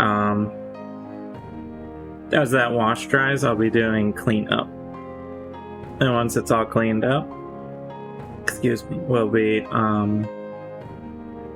done mostly with the tavern. We just need to get the doors put in, and we have a huge pile of doors.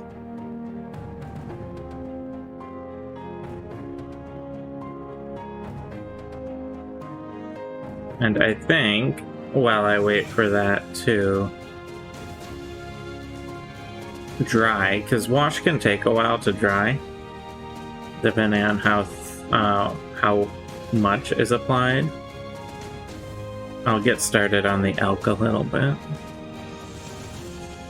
Get the elk ready. I have just a tiny base coat on the elk right now.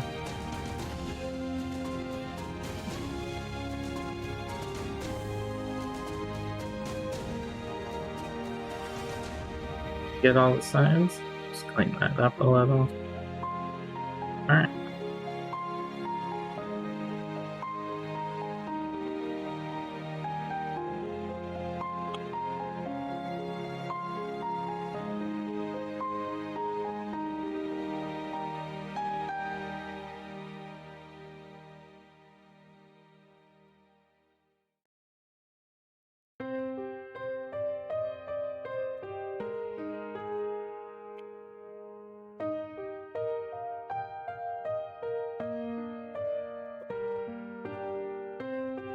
I don't need... there's a lot to clean up on these walls. We were a little messy in our initial painting, but the beauty of miniature painting is that in almost all cases, you can just paint back over it. And in the cases where you can't paint back over it, you could strip away the paint with like a paint thinner sort of thing or some similar. There's a lot of options there. You just want to know what your model's made out of, because there are some things that will dissolve plastics and whatnot. And even if you break a piece, you can generally re-glue it. So, pretty nice in that way.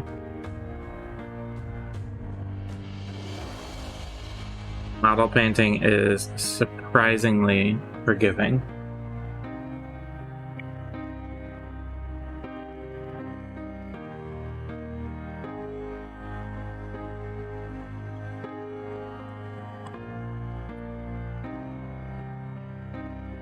Just these two pieces left. And then the clean. I'm looking at the pieces I did first and seeing how dry they are. Because if I could just get through the tavern fully, I would like that.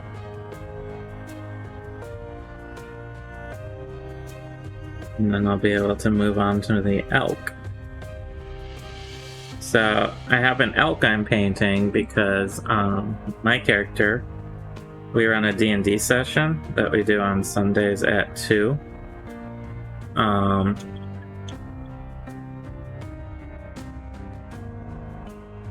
Here on Twitch, 2 p.m. Eastern, Sundays. And I play a druid, and I often wildshape into an elk during combat when I need to. She's mostly a healer and buffer and debuffer. She does a lot of just sort of improving and interrupting improving allies and interrupting enemies is a lot of what she does. But when push comes to shove, she will wild shape and mess people up as an elk.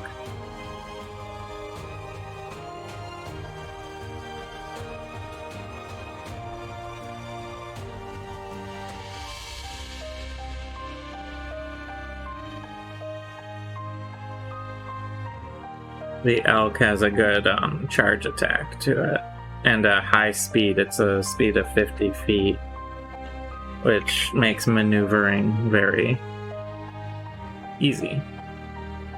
It's just not quite enough in here. And I don't know exactly how much my dad will need for his wash, but hopefully that'll be about the right amount.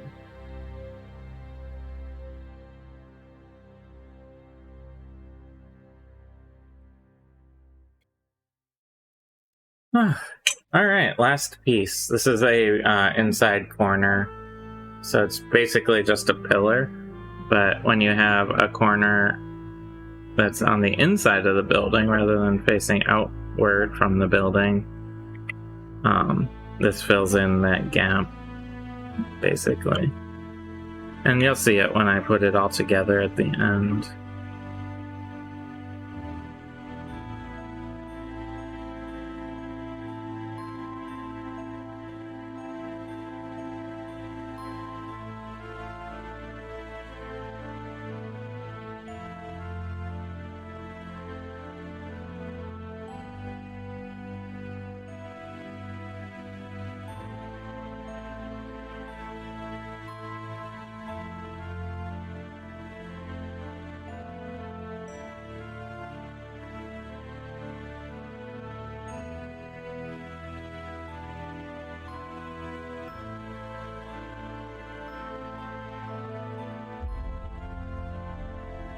Right. There we go. So that'll need to dry to get my paint over here. All right. Have a sip of coffee, move the umber wash over to my dad's spot.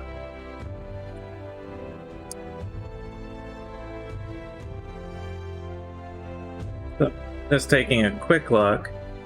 It's not 100% dry, but it's dry enough to handle. So what I need is the dark sand. This is what the walls are painted in. Just no. Oh, no on the flips and flops. Yeah.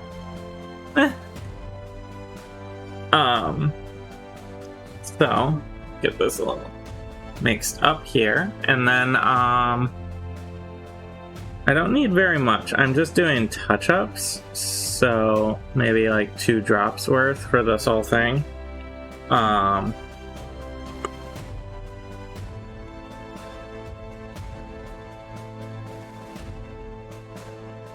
Clear off that brush. I'm going to be using this sort of smaller size brush here. Now, what I want to do is go through and realize I missed a side. I do this every single set. I miss one or 2 sides, or backs, or fronts, or something. There's always one thing. I don't know why. Other than that, there's a lot.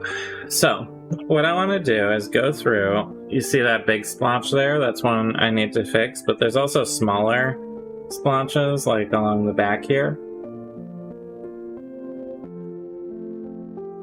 And all I need to do is clean these up. So to do that, I take the dark sand paint and get them covered like so. I'm using the smaller brush mostly for the sake of controlling the paint. And I want to be fairly analytical with my like really check every panel and make sure I don't miss something. So now as that dries, it'll start to match the wall and you won't really notice, especially when it's all as a big single unit.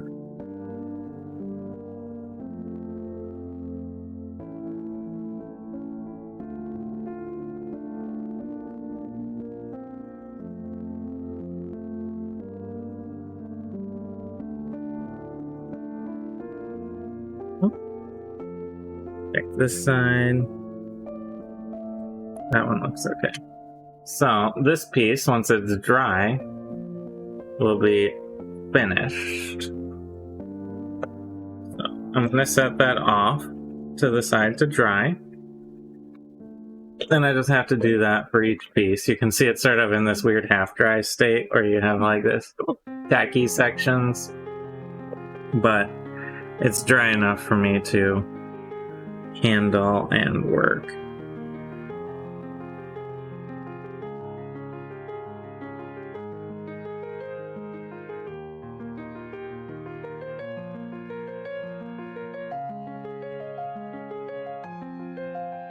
I want to make sure it looks relatively consistent across the whole piece. And then there's always little spots. This can come from some paint on your hand, on your fingers, and you pick up the piece. This could come from a brush spilling over, like down here. This was a wash on the bottom that, because it's so thin, sort of splashed over. Things like that. Sometimes there's a spot where it didn't get fully covered the very first time. And a little tiny speck of primer showing through. Basically, all of the above. There's a lot of ways that you might need to clean up a little. But as you can see, it's very easy to do. Here's a spot where the floor rode up a little onto the wall. When I painted the floor in, the paint got up on the wall a little. That can happen too. And that's why it's important to do this sort of cleanup step. But as you can see, this takes way less effort than trying to paint everything in for the plaster after all the other parts are done. Little patches.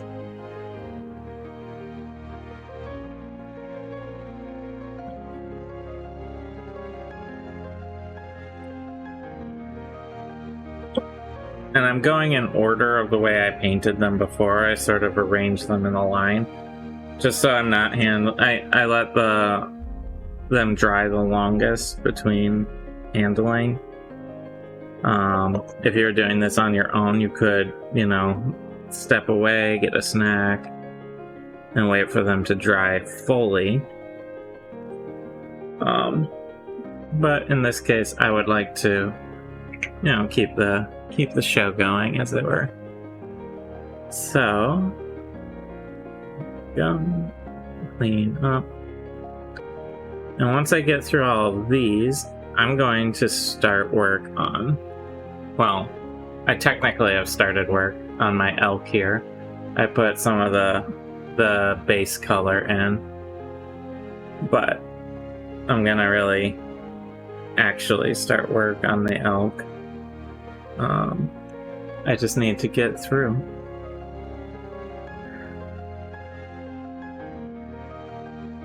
Like, that was a spot where wash from the wood came up onto the piece.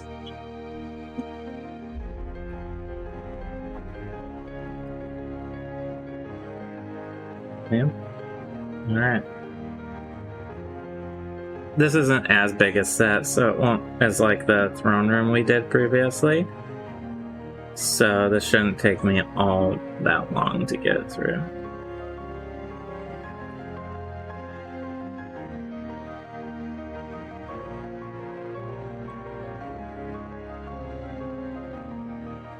But this is a very important step in making it a complete piece.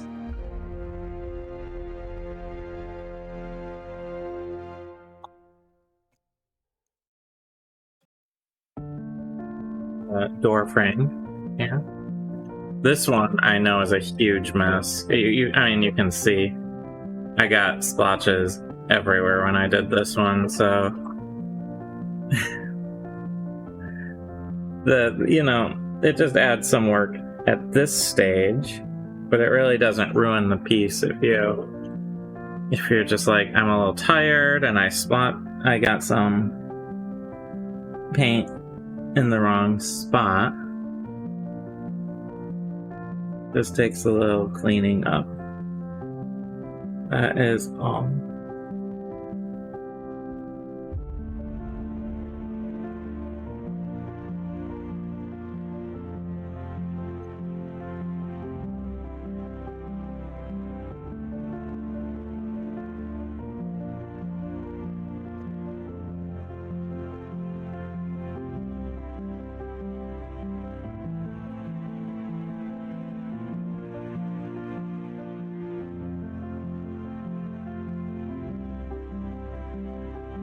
very quickly, any of these little accidents disappears.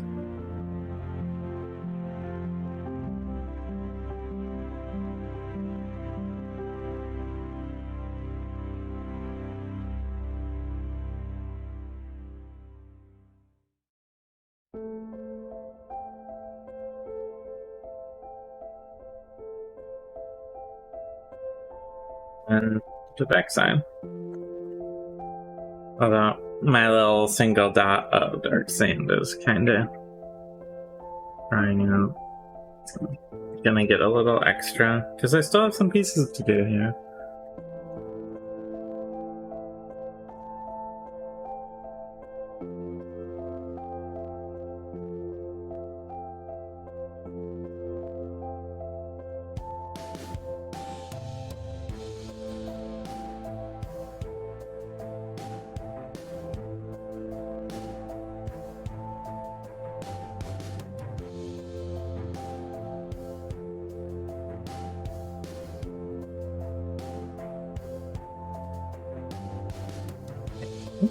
Always nice to find.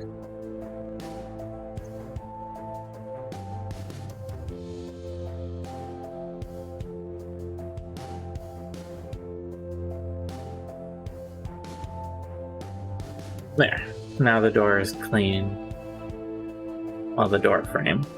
Except for that little spot right there. Alright, now the door is clean. And this one can be a little tricky because it has tiny little gaps that are painted in. So you just have to be a little more conscientious about the approach. You don't want to splash over onto the wood if you can avoid it.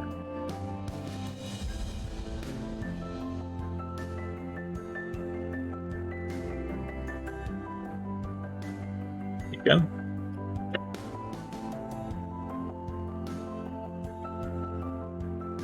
These ones at least are easy because there's only the lower panel here.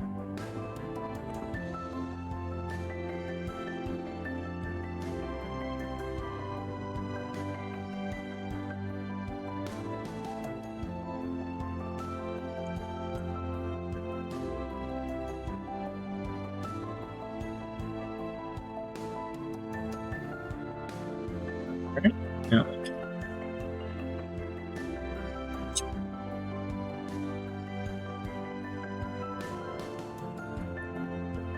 Obviously, this one does not need a cleaner. You're picking up a new dishwasher. Oh, you already gave up on replacing it? Yeah. We can get a new one for... Let me switch us back over to the dual. Oh, there we go. A new one is about the same price as like a replacement. As replacing it. Well, it's not much more. We don't even know how long, whether it can get fixed, much less how much it will cost and how long it will last. Yeah, all of that. Yeah, kind of makes sense. I'm almost through finishing these all up. Putting the wash across the grating. So I have a tiny corner here. Basically want it to go into the grating. That tiny corner actually is primer right there. There's a tiny spot that got missed. And that happens periodically.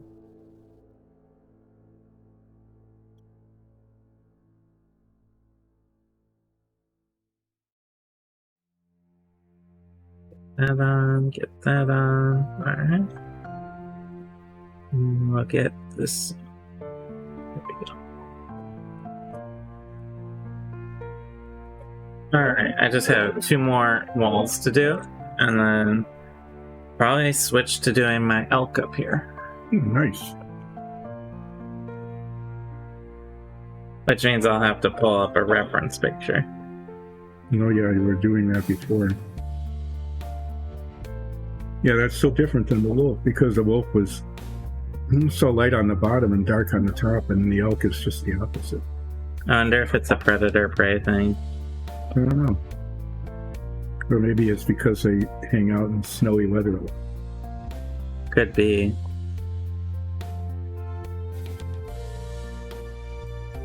But wolves hang out in pretty snowy... Some wolves hang out in pretty snowy areas, too. Yeah.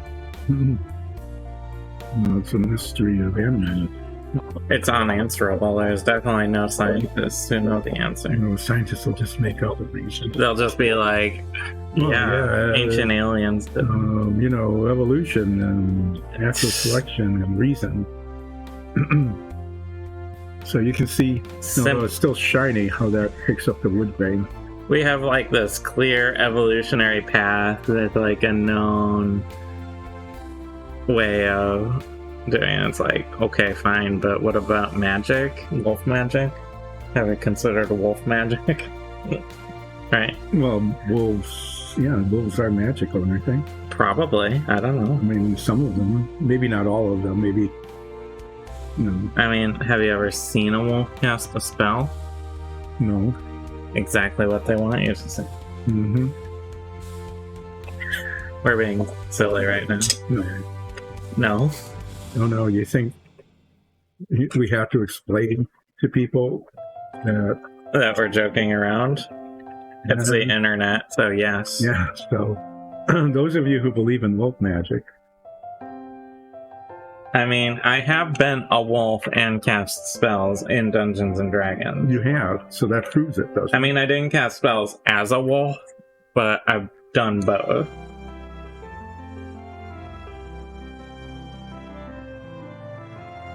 And I can use my, like, Fey healing ability from Circle of Dreams in Wildshape form, because Wildshape doesn't prevent you from using abilities, but it does prevent you from casting spells. But since this is not a actual spell, it's a class ability, I kind of get away with it.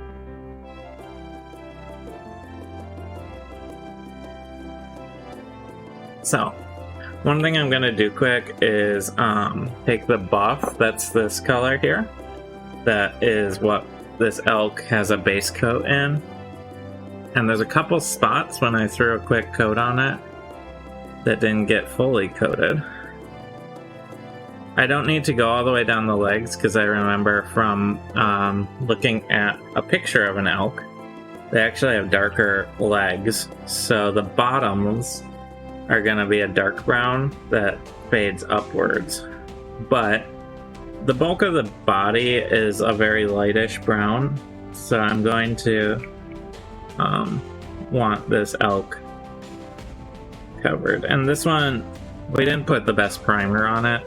We used our quick primer.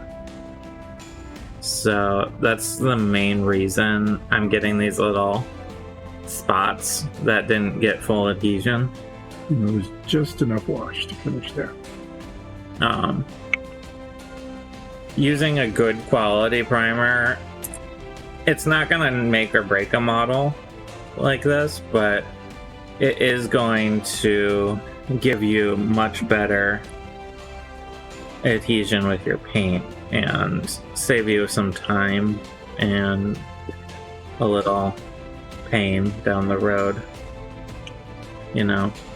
So we have our we need this painted quick primer, and then we have an airbrush primer that we use. And this was done in the get it ready quick primer. So that's the reason you're getting these little basically how a bad primer will manifest sometimes is you paint a whole thing a color like this, and then there'll be chunks that just don't stick. And you have to go over them again once or twice. But that's also the importance of doing a good base coat. So while that dries, I'm going to be looking up a reference image for my elk. And I need the black wash. Black wash? I think that's the open one. Yeah, you can tell because it's all messy. Mm-hmm. And this one is heavy and not messy. So what I'm going to be doing now is painting the lines between the boards. As you can see, like on this one. LK. That's how you spell elk. Sorry. Painting the lines between the boards. I was covering up your reference. Yeah, thank you. And then blackwashing the metal. As you can see, that makes it less shiny and looks a little bit more worn. So I'm going to be doing that on both sides of both doors next. If I wanted, so I don't know how much people know about elk, but the elk males will have these huge antlers that they grow every year and drop them off. And when they grow in, I think moose do this too, actually. I think it's famously on mooses. Mooses.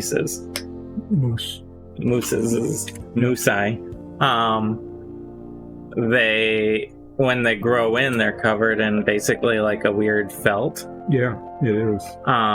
It's almost like a thin skin layer with like fur on it. With fur on it, like a light fur felt. And it gets really itchy, and they scrape them off, but then they don't always immediately just fall off. So there's these like horrifying pictures of moose with just like dangling skin coming down all the sides of their antlers, because it hasn't all come off yet. And yeah, it's pretty intense if you can Google it. Oh, what's a good? I need a good elk picture that shows like full body.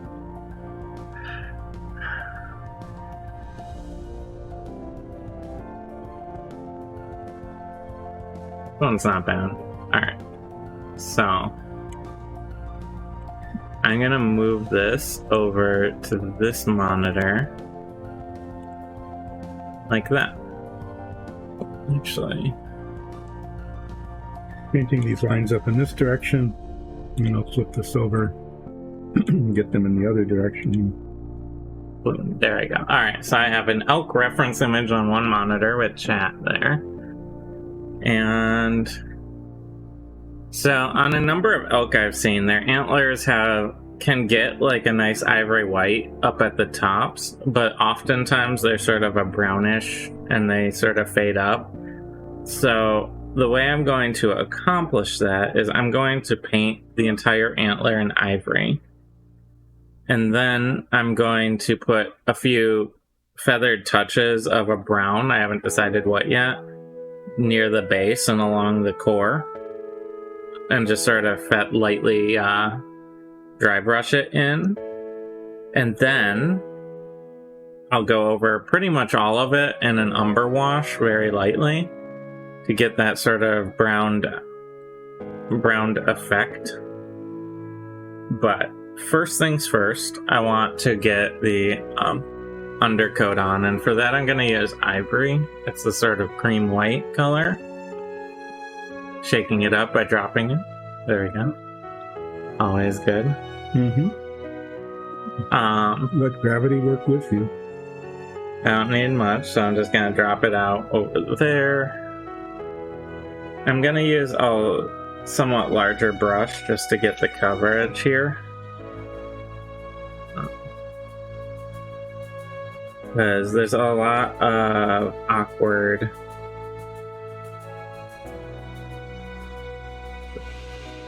they're antlers, so they're just sticking out all over the place.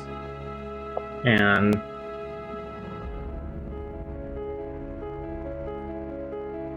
really are. For some reason, that's like they're designed that way almost. Yeah. Elk magic, I guess. Yeah.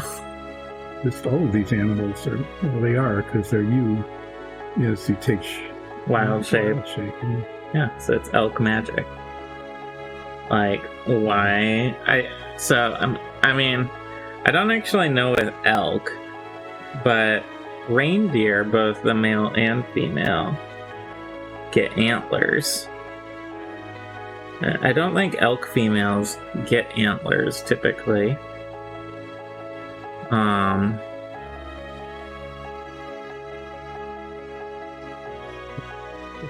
But interesting little side fact.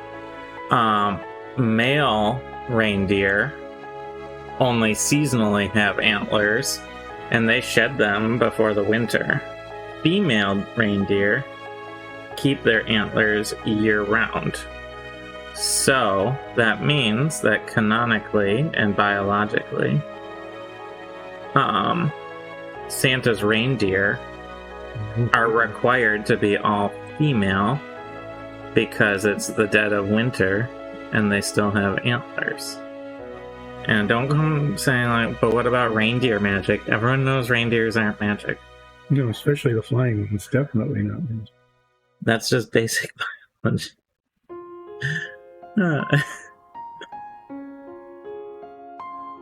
So, because the antlers are such a long, weird shape, I'm just going to be very conscientious and look around all over to make sure I haven't missed a little spot, which feels like it'll be exceedingly easy to do on these antlers. And this will sort of create that base color for me that I'm going to do a lot of building up on over the top of. But for now,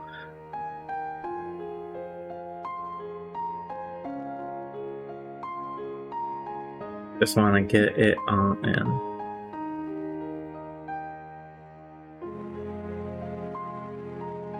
I think for my base coat on the darker parts of the elk here, I'm going to go with a red-brown, because I can always darken further, but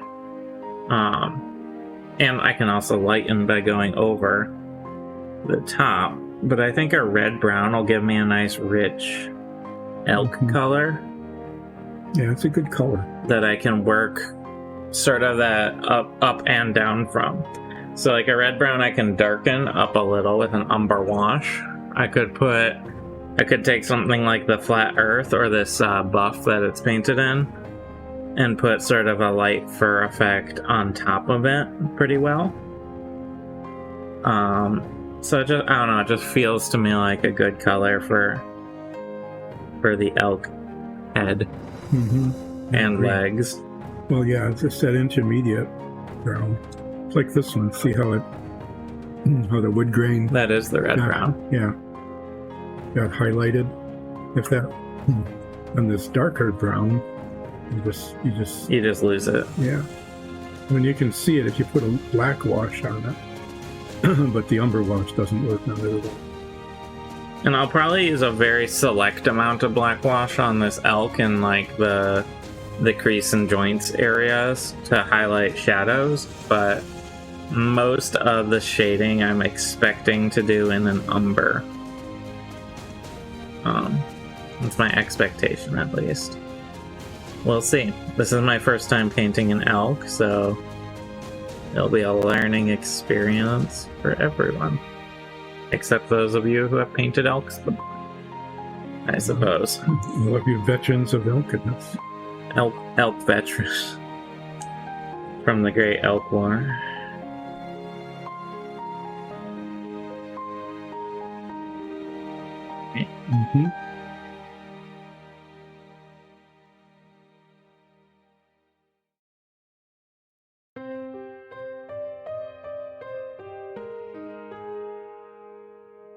Alright, so I think I have the antlers all ivoried in.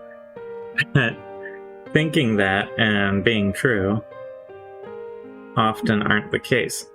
Like right there, for example. So I'm gonna actually look around on each prong. That's the technical term, right? Yeah. Each prong of this elk for any spots I might have missed, and just cover those up.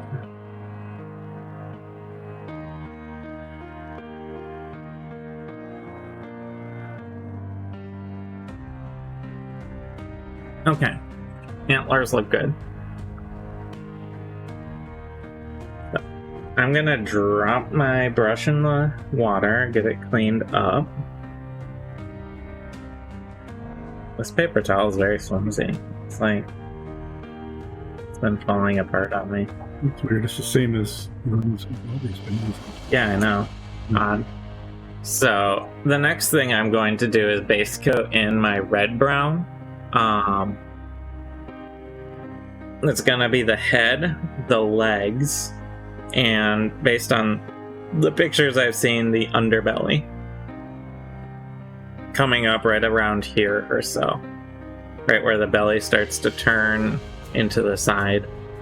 So, and the head is basically like shoulders, and then it just joins that line that goes back, and it's almost a straight line, at least in this picture I'm looking at. And then there's some, there's some various shading that occurs in the body. It's gonna look a little weird, because what I'm gonna do is put in where it's solid, where I know it's solid, and not work the transition lines between the two different colors. It's gonna look very blocky temporarily, and I don't know, it's like a Mondrian elk.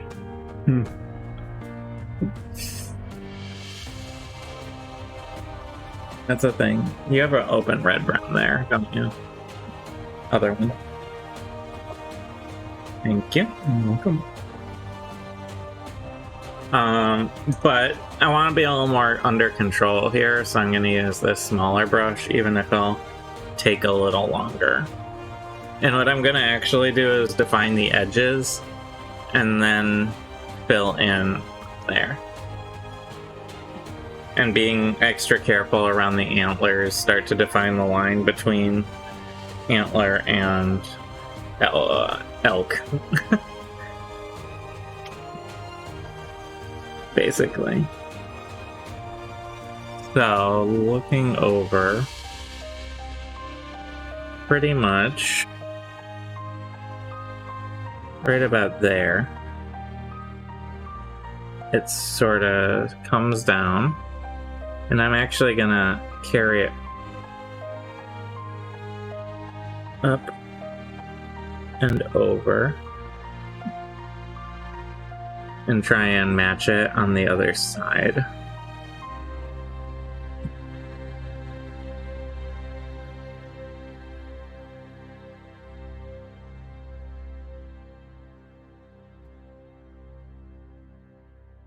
And then there's going to be a lot of roughing in various, the edging to make that transition between dark and light fur happen.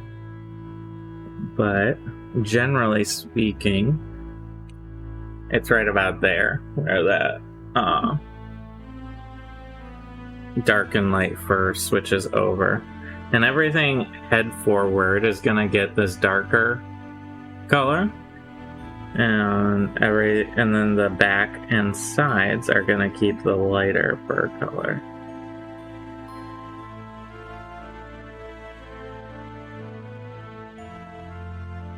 Like, hold the elk by its head and turn it upside down.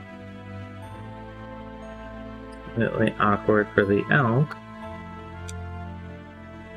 Right? A little bit. I don't think the elk minds.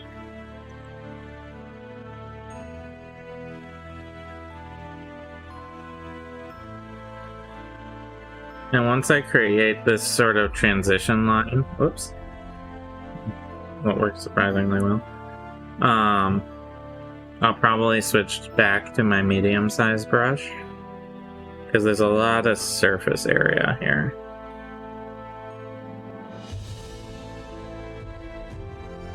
Yep, got this on both sides. Got the metal done.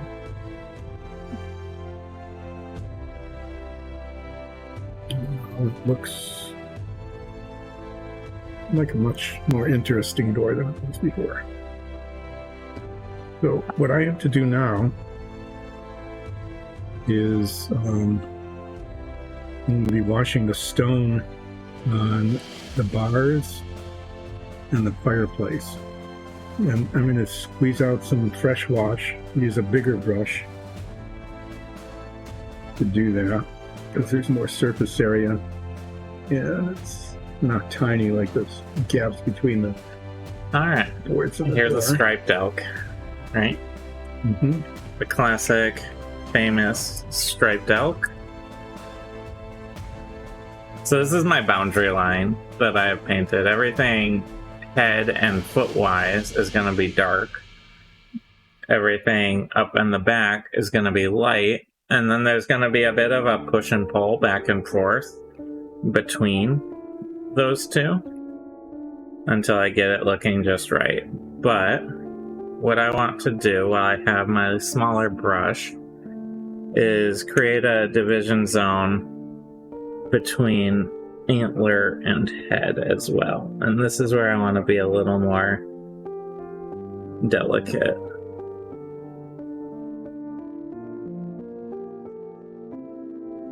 Looks really black, but it does lighten it. That is a trick. Oh, you're blackwashing the stone. the stone. Doing it kind of both directions because I don't have to get into the points between stones. I like that. I'm gonna also get the ears while I'm in here.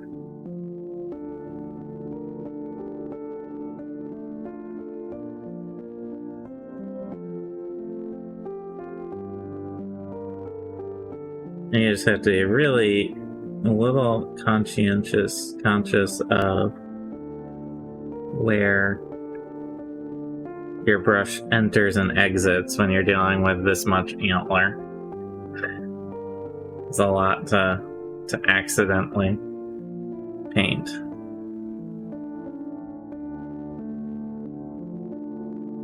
That came out pretty well.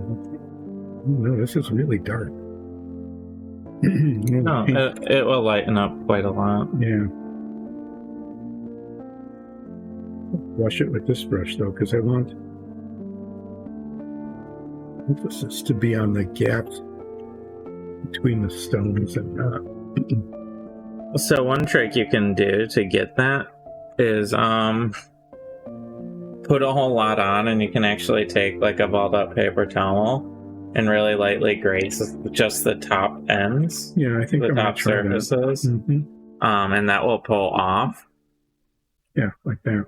Some of it from the higher peaks, while keeping the lower valleys of the model heavily washed. So, I'm just gonna get the face of this elk painted in the darker brown while I'm here, because this is the area where I expect to screw up the most. This isn't the easiest figure to hold when you're well painting, and I would normally like to use a painting handle, but the legs are just a little too far apart for the handle I have. Yeah, they just lay right over the top. There are some alternatives to painting handles. I could take, for example, a bottle cap, like a wide bottle cap, and use some sticky tack to stick it onto, like, I don't know, like a Gatorade or something. Cap, something wider. Mm-hmm. That is a viable option. But I'm wearing gloves, so I'm not super worried about it, other than spreading paint where I don't want it.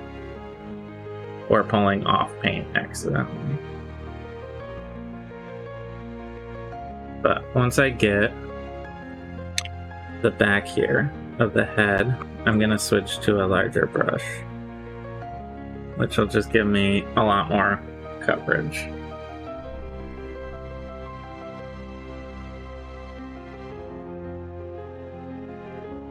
Right? You can definitely see the difference between the washed and unwashed. And this will be a whole lot less shiny, and actually you'll lighten up quite a bit as it dries. So hopefully, the rest of these will also be will be of the same color tone. or similar.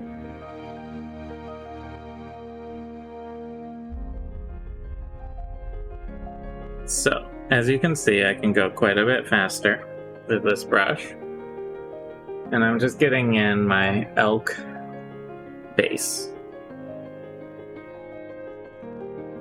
Elk base is what you make to make elk stock. Right?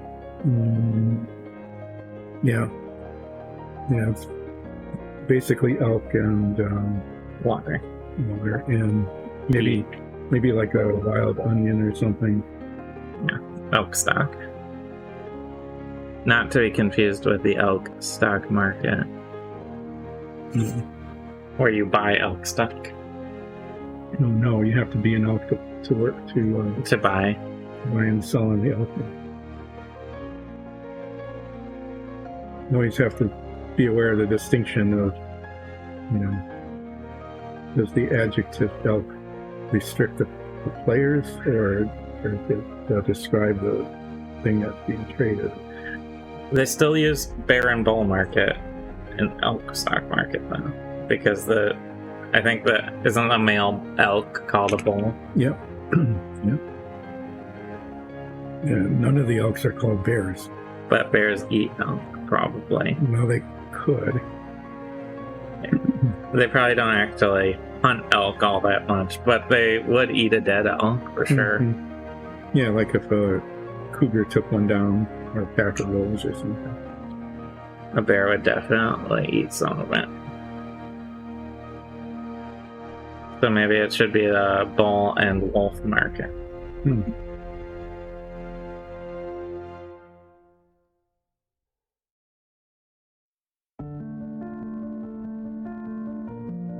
This is where it gets really awkward.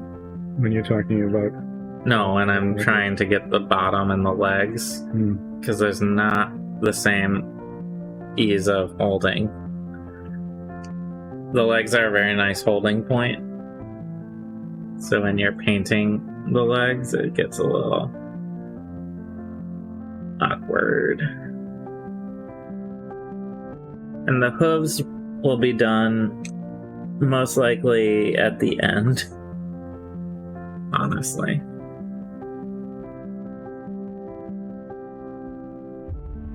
And with the legs, the big thing, it's sort of like the antlers. There's these long cylinders, basically.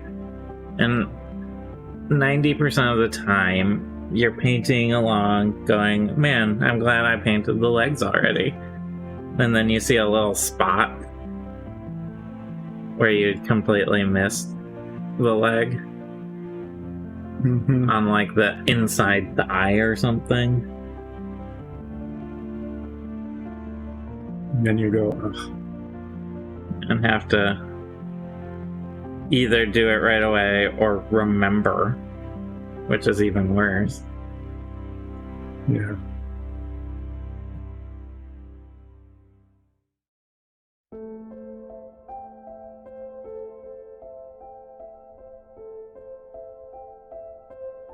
Sort of delicately molding the antler here because I'm running out of dry holding points on this elk.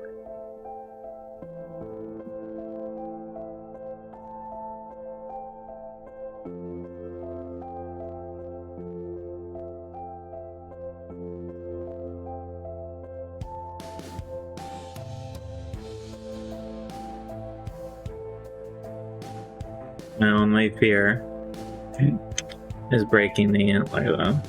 So I'm trying. Oh, yeah, that would be. I mean, we could fix it, but I would rather not.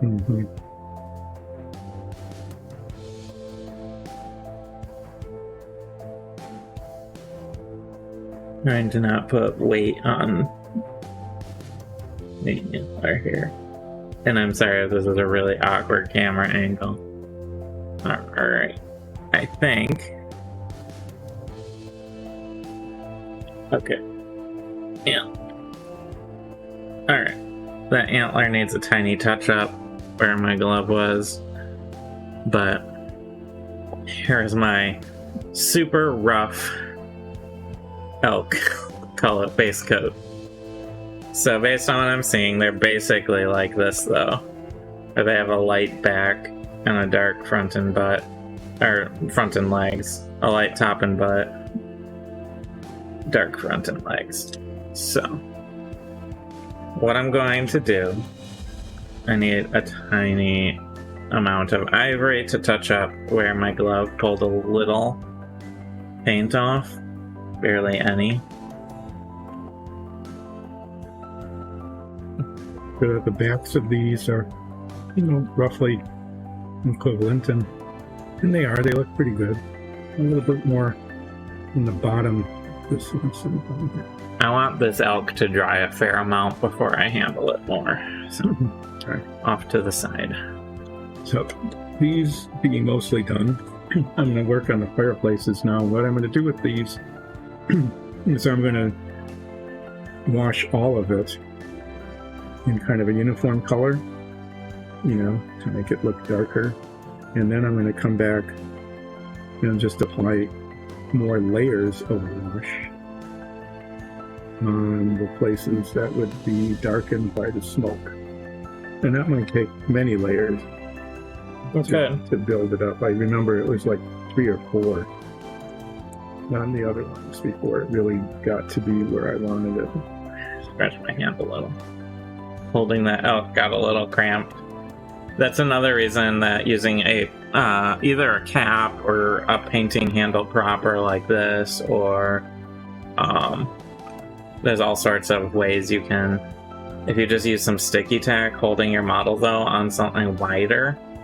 This isn't a for-purpose painting handle that rotates, but it's just better on your hand as well. So it's good for your model because you're not smudging paint on it, because your glove or hand never comes in contact with it. And as you can see, you do get paint on your fingers and it gets on the handle then. But another thing is when you're holding a model like this, pinching it, your hand gets really tight and wears out a bit and can get sore. Yeah, I've had hand cramps, so really, they're pretty unpleasant. But this, something wider, is a lot easier to hold. And you can keep your hand in a little bit less of a cramped thing. And if you don't want to buy a handle like that, there's all sorts of things you can do.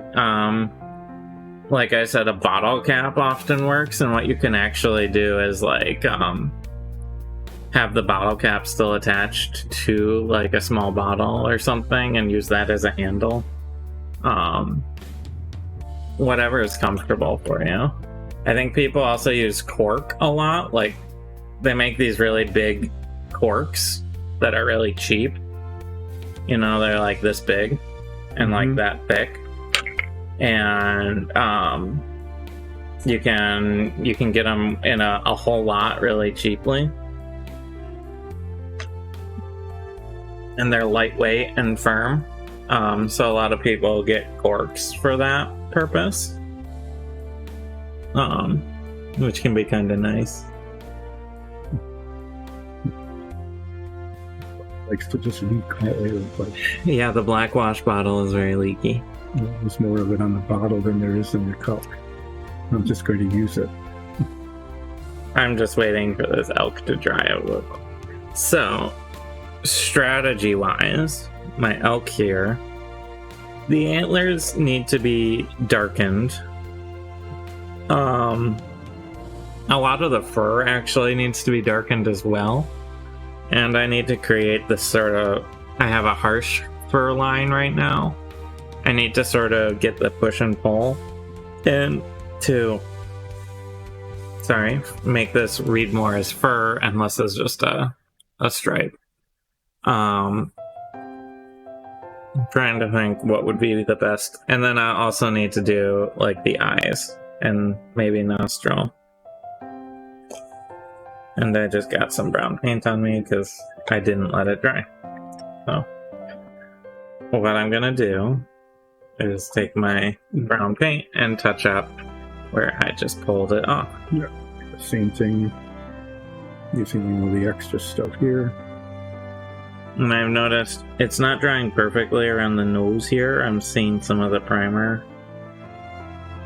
So unlike the bar, where there were 3 of them that are going to appear right on next to each other, these are going to be in separate sets, so they don't have to be identical in terms of their shading.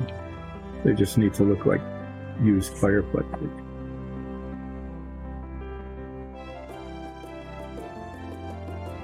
So what should I work on? Wait for this elk to dry.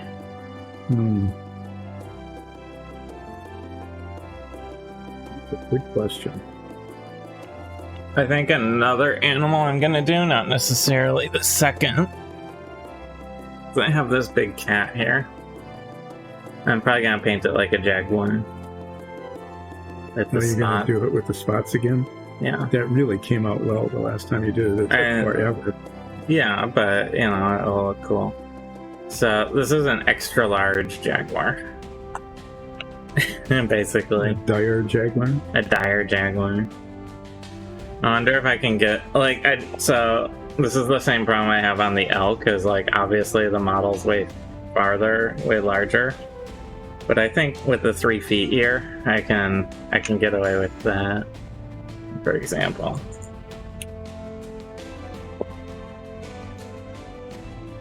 Maybe I'll just throw a base coat on this jaguar. Sure. Do you remember what color you used on the other ones? Well, so they have like a slightly yellowish beige base coat. I'm thinking of doing the dark sand for that, but I think I actually used this color originally. But I feel like the dark sand will work better because we didn't have the dark sand when I did it last. No, we're using that a lot. It's a very useful color. It's sort of like yellow beige. Definitely going to have to Stock up. Remember between being down here and being upstairs that we need to order some. Could I get a cup? You have the cup stockpile. Your cup knocks. Using all of the extra wash that accumulated in the top of the bottle because it just does. Some of the others just squeeze out of the nozzle really well. This one basically just puddles up. Here. That'll be a good base coat going. Yeah, that will be. For a jaguar. A base coat is basically like anywhere you don't paint, this is the color you want to show through. Is like how I imagine a base coat, at least. And it can change drastically as you paint over it. So you could, if you have a base coat and you put an umber or black wash or any other kind of wash. In our sewer set we did, we had a gray coat and then we put a green wash on it and it looks wildly different. It's like this sort of washed out algae green. So your base coat isn't necessarily what you want the final piece to look like, but it can sort of affect and impart its color on everything painted over it. So this fireplace, obviously the bottom here is burned all the time. Yeah. Put a whole lot of black wash down here. Feather it out a little bit on the sides, but in the middle. And on the hearth here, we're gonna put little bits of it because, you know, smoke and soot and things get out there too. Just about like that. really kind of light, and then I might even just dab it off a little bit. Oh, it's hugely dark, but I want it to look like it had been not used. And then in the back, I mean, obviously having kind of a triangular shape from the corners up to the middle. That's going to be much darker too. It have to be dark, and I'm going to put it on pretty heavily, and then we'll let it dry, and probably do it again. That's what I did on the other one. And then the top should be really dark, but no one's going to really see that, so I'm not too worried about it. So I'm going to do the same thing here.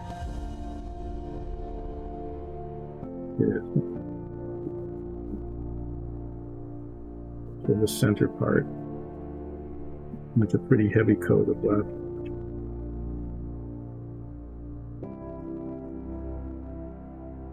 Carry it out into the wood part on the base here. And dab that on a little bit. And then this part.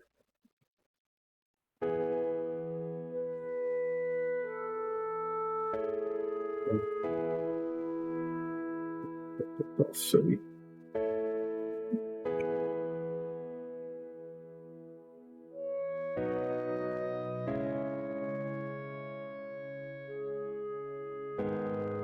I'll put a little extra up here.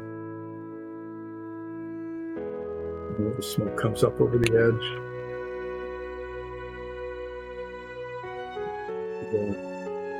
And then I'm going to have to let that dry because if I just put more on, it'll just dissolve what's already there. So I want to see how dark it gets. Yeah, so wash is not opaque, it's transparent. And because it's so wet, it's very easy to push around while it is wet. But when it's drying, you can actually continue to add layers of wash on top of the wash to further darken things. Yeah, but I need to let it go a little bit, because right now, if I were to brush it, it would actually just brush it right off. So let's see what we got here. We have now completed, and I really like the way the green turned out on the tops of those. With the umberwalk. Completed Tavern's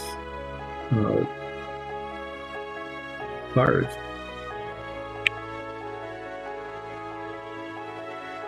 Those can go in the tavern. And we got the doors done. These came out pretty well. The detailing and the highlighting. Those can go on soon. There's supposed to be 3 doors. Yeah. And they've got 2. Guess we can borrow one of these. I found one. Oh, good. Are these the same color? Yeah, everything should be the same color. Yeah, so I'm just going to use one of the ones I did before. Those are for those doors, I think. Yeah, well, in order to get the tavern moving along, one of these will be for the tavern. And this one that we just discovered, yay, well, I'm waiting for something to do, yay. While I'm waiting for the wash to dry on the fireplaces, I am going to... Oh, you have a flat brown. Work on these doors. So I'm going to paint the base coat the flat brown. That's why organization is important. Right? Mm-hmm. So these doors will go to the tavern. I'm mostly right now trying to make sure I got all the spots on the underside. It's a little hard. And the newly found door. To see. Okay. So here's a base coated jaguar. The feet aren't perfectly base coated. That's okay. I can pull them off and do them later. And that needs to dry for a while. This one, Ooh, Jaguar. the lonely solo door. I'm going to be painting the base coat, so we get to see the whole process all over again on the doors. I'm going to paint everything, including the metallic parts, the things that will be metallic, this base coat. Need to make sure that it gets into all the nooks and crannies. So for my elk here, there's the focus. Focus? There we go. Camera auto-focused in like the elk. The main thing I've decided is that I am not going to touch the antlers until I'm pretty much done with the body, because I know I'm gonna get some splotches on there. Bringing a brush in towards them and stuff. So, the first thing... How did I do that? Right there. I like... Something on my glove just sort of like pulled all that paint away. The first thing I'm going to do is use the red brown anyway. And I'm going to just have it on its side like this. And start to go up into the lighter color with a sort of dry brush style approach. And sort of feather it in. You can actually, well, I don't know if you can see, but there's a little bit of a fur texture on the whole elk. And I'm going to try and go along with that to mimic it. It's okay if I go too high, because I'm going to come back down with the lighter color after it dries. And I'm also going to cover that splotch I just pulled off. And I'm painting the door. This has really heavy wood grain texturing in the print. And that eats up a lot of paint. Well, yeah, and I have to kind of work the brush down into it to make sure that it's getting in there. And almost invariably, there'll be like a little bubble or something that didn't get covered. So it dries really fast, this paint. So by the time I finish the other side, I can come back to this side and see if I missed any spots. And then I'm going to do the edges last, because they're just edges. Painting all of what will be metallic, it just makes it easier to see where the boundary lines are, to do it that way. And if there's any, kind of translucency to the paint that goes over it, it'll be uniform too, as opposed to just like around the edges being a different color in the center.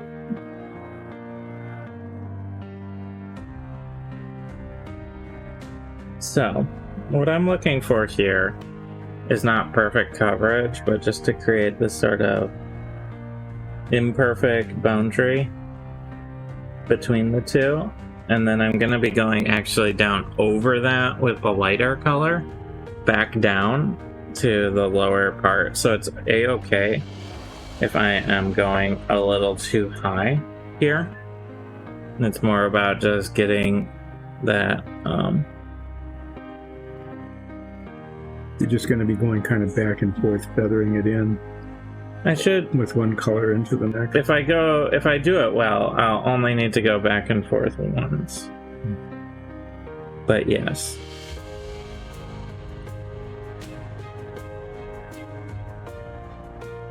And once I get this edge defined, I'll, another thing I will do is there's gonna be some lighter spots mixed into the darker and darker spots mixed into the lighter. But I'm not gonna use these two colors to do that. So I'm thinking I'm gonna use a flat earth, at least for the darker fur, to create some highlight spots. And I'm not quite sure what yet on the buff.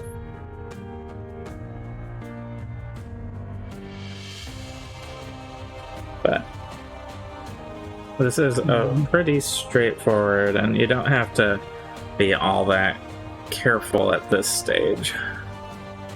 It's just about creating an imperfect boundary. Because even if there's a sort of a fur pattern, you don't actually have a perfect line. Unless it's like a zebra, and even then, it's not actually a perfect line.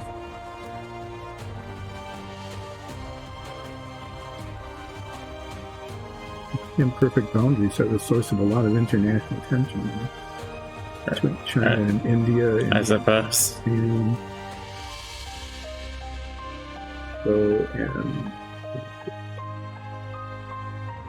so while I'm here, I'm also going to just touch up the red-brown in a couple spots where maybe it didn't dry perfectly, and there's some little spots that have formed.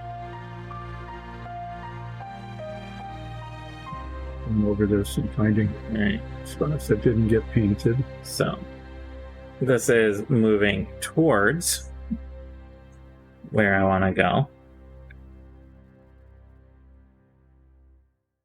The edges done. Creating that.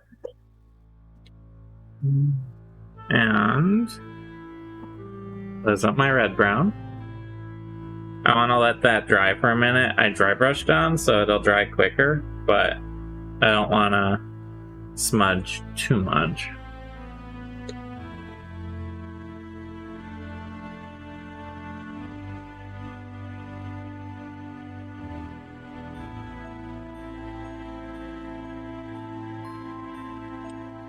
Well, we'll get this door round.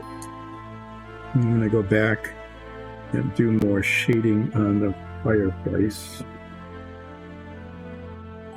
Nikki is much more of an artist than I am, so shading on an animal is a good deal more artistically difficult than on a fireplace where you go, oh yeah, the smoke tends to go here, and where the smoke tends to go, that's where it should be darker. I can handle that level of kind of stuff. Okay, so I think I've got brown where it all needs to be. I'll put that aside to dry. And I'm done with the shading, at least the second coat of the shading. I should be able to do the silver parts, just like I did earlier with the 2 doors that should have been 3.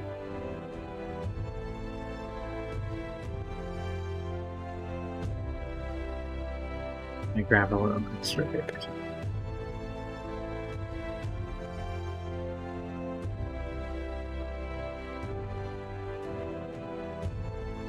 I'm not even going to bother putting it in the cup because I know when I open this, It'll splatter. it's just going to be Out anyway. Yeah, I'm even using a paper towel to open it. It's just So messy. Yeah. Okay, so Yeah, so the whole cap is all full of this stuff. now that it's mostly dry, I am going to be going back over this dark brown with the buff to create sort of that boundary line, and that's where I really want to start looking at my reference picture here in order to sort of get a sense of where those lines are. My camera got rotated. Oops. There we go. That's a little better. So now it's not going to stay that dark, but you see what I'm trying to get there is where the smoke and the flames go up was to add another level of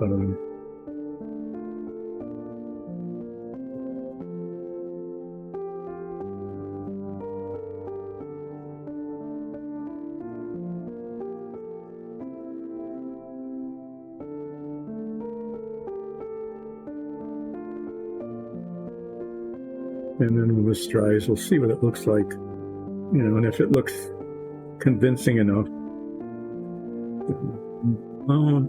and if it doesn't, then maybe I'll put some more on in a few places. We've got the kind of smudging down at the bottom pretty well.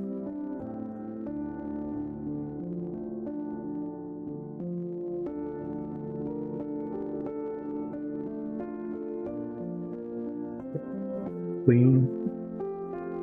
I think I'll, just I'm going to make them look a little less like they were painted on, a little more like they were smudged on by the fires.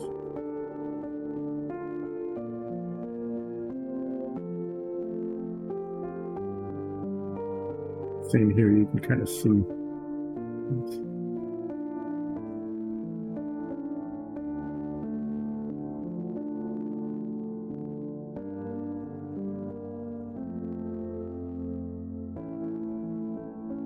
Okay, well I just kind of need to have to set for a bit until it decides that it's dry. And we'll see if those brown on the doors settle down enough to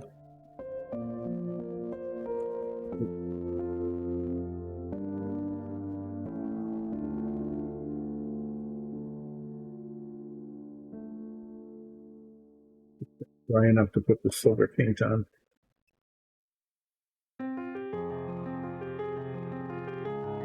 Okay, and then I want to use the little brush, remembering the lesson I learned last time. This stuff dries really nice and fast, so that's good. You take the clip off, I'm just going to be holding it this way. And find the cup that had the silver paint in before.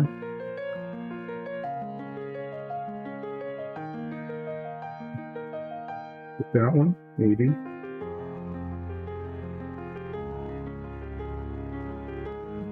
Did you wash it already? I don't think so.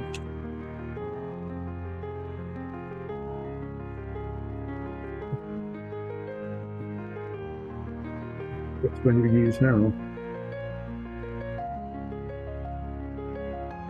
There it was. It was under the paper towel.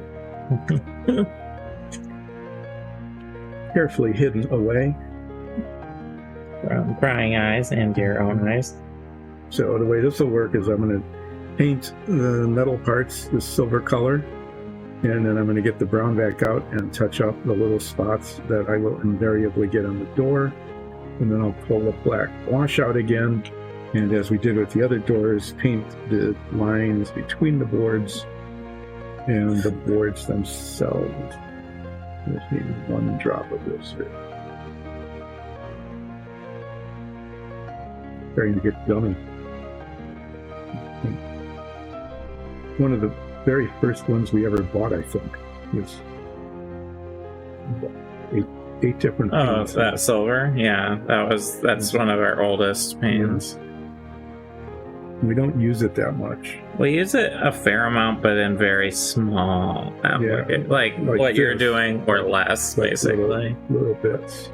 I used it on some plate mail before we even were streaming. On a minifig, and that doesn't take much.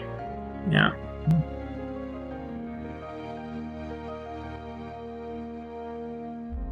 Some of these paints will just last forever because this is like the biggest surface they paint on.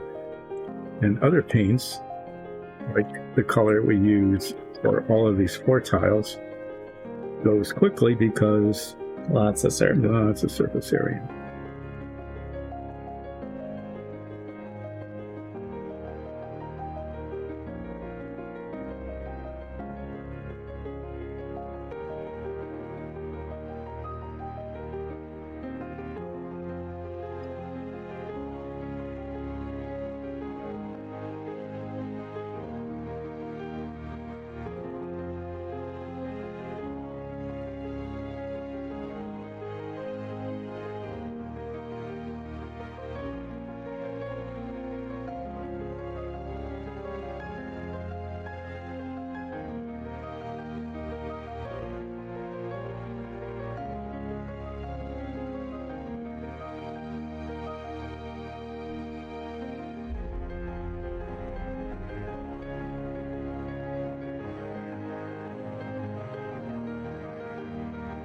A little bit on the bottom looks like it was a mistake, but it actually isn't. There's a little bit that hangs down at the bottom of the door knocker. Mm-hmm. It's actually hanging on the top. It's the hinge. No, it's that little bit right there. No, you're holding it upside down. This is the right side up. Yeah. Oh, I see what you're saying. Yeah, at the very, very bottom. Yeah.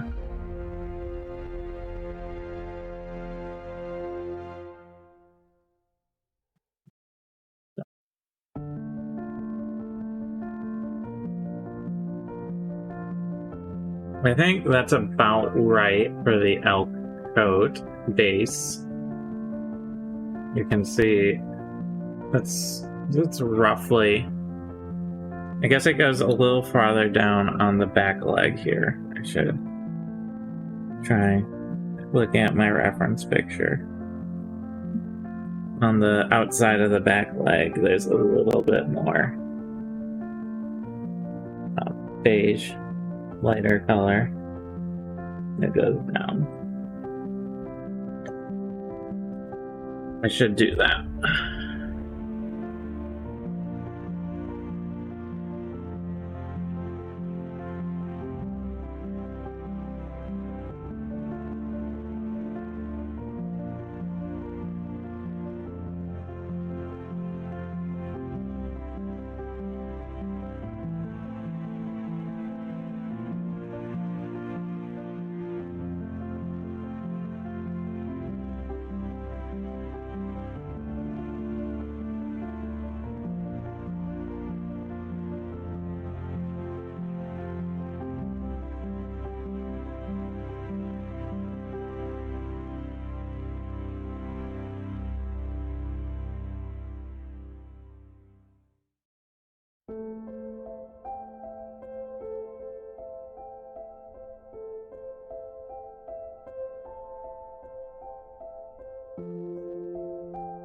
That looks about right. So here is my proper elk base coat. So what do you think? Yeah, actually, you captured that really quite well. So the next big thing is going to be highlights and lowlights, where because it's an imperfect fur, you don't want it to just be brown like this. So there's actually going to be slightly lighter spots and slightly darker spots throughout it. I'm going to be doing a little bit of the darker spots on the beige, and I'm not quite sure what color yet. I might use flat earth for both, but I might... yeah, I mean, it would be lighter on the dark and darker on the light. Yeah, so this is the flat earth. It's sort of in between the two.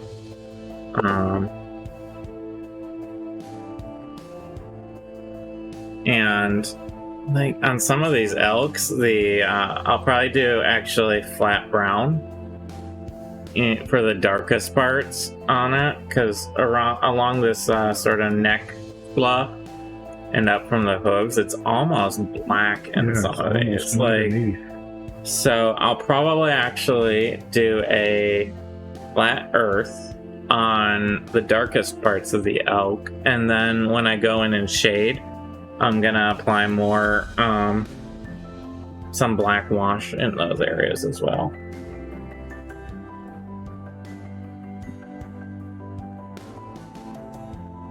So this is my base elk though.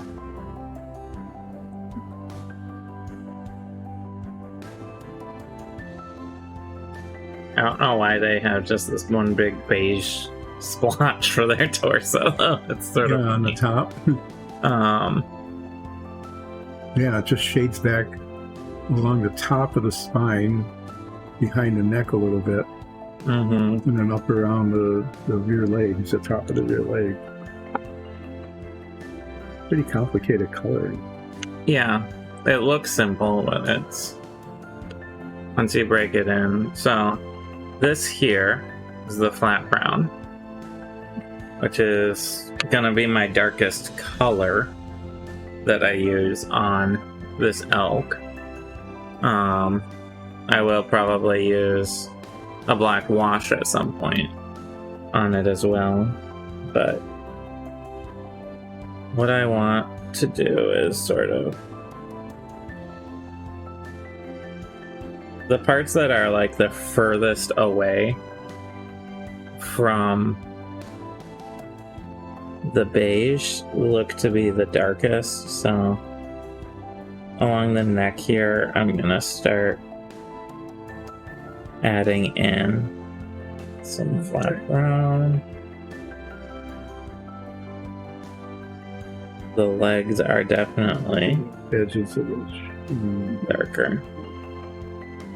So this is sort of a subtle difference between the red brown and the dark brown.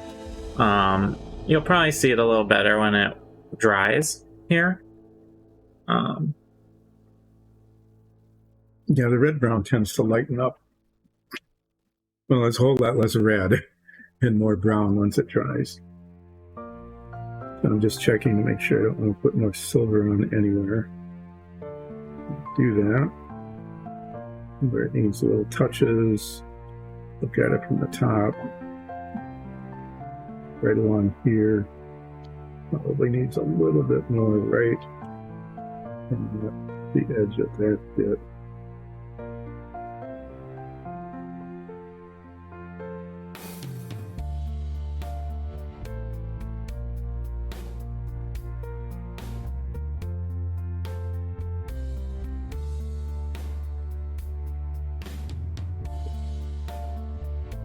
Need to let that dry a little bit before I do the wash, because I think this is putting little lines in between the bits. Like about 1/10 of one drop of that.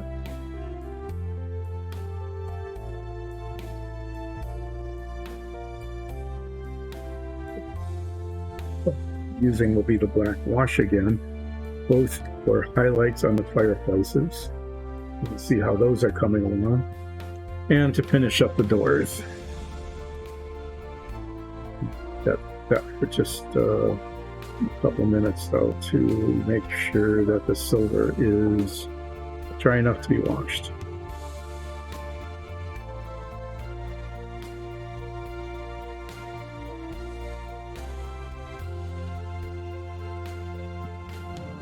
So these are sort of color block zones I'm putting in, basically. Like I'm feathering, making it inconsistent, but Is that the flat brown? yeah. Okay. There's probably, I think that's also a flat brown next to you. Yeah, but I just need one little bit. This one spot on this one floor tile. Like them bothering. Where it didn't quite adhere.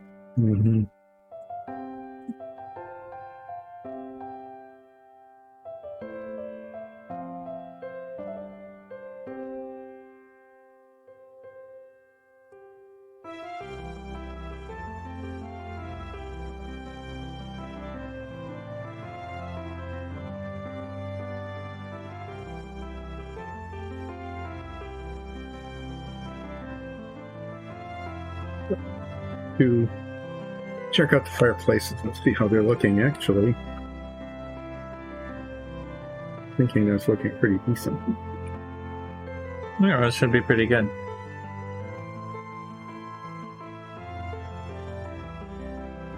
They look like a fireplace. Just like say they had fires in them.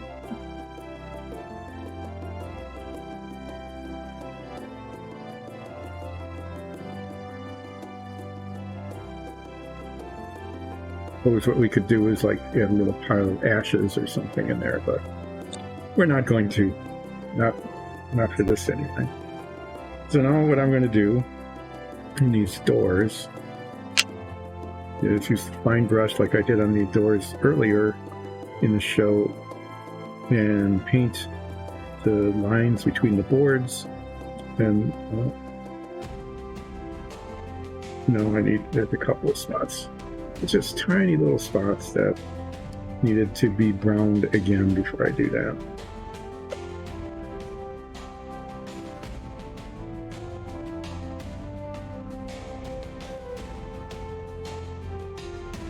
check and double check, Mm-hmm.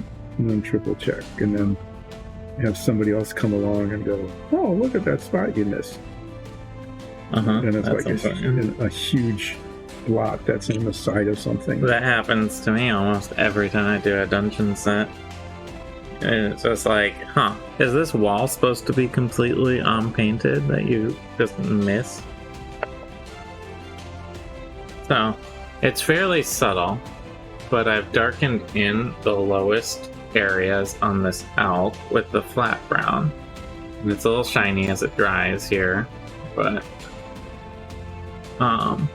that's just gonna help subtly build up that illusion.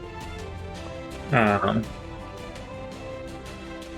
going to the lightest parts of the dark fur. It gets a little complicated with fur. I'm sorry about that. But the lightest parts of the dark brown are right along the face and head areas, and the ears, and the back of the neck. So that's where I'm gonna most likely target with the flat brown as I go along here.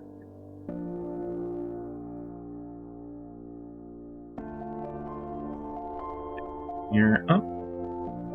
See how things are drying. So, and one thing is when I get the face in, that's when like the whole animal sort of comes to life. But not quite there yet. So I'm gonna take this flat earth and see how it does, because it should be a nice bridge between the brown and the beige that I have going on this elk.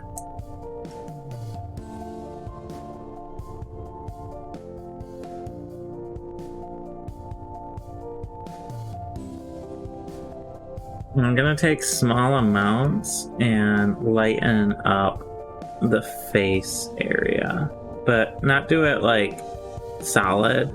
I'm gonna try and kind of make the edging a little uneven because we're looking at fur here. And it looks like the lightning doesn't actually go all the way down the face, but it does the upper nose, like so.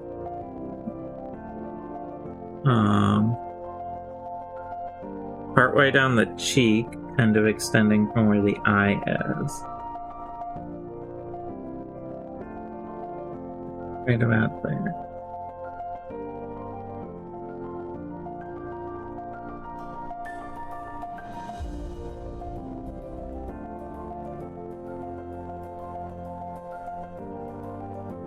This elk is basically just like 50 shades of brown.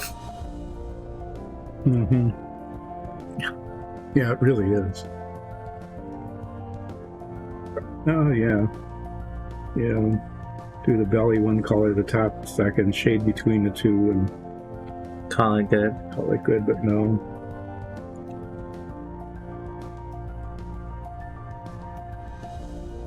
Pulling these lines on both sides first, just to give that silver paint a couple extra minutes to dry before I walk. So it is lighter on the bottom, but pretty much just where the chin is.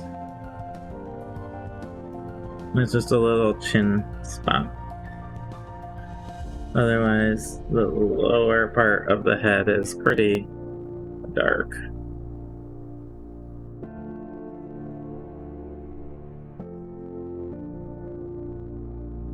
So I want to sort of mimic this lightning that I've done on the head on the other side. Trying to give some little bit of symmetry. Mm-hmm.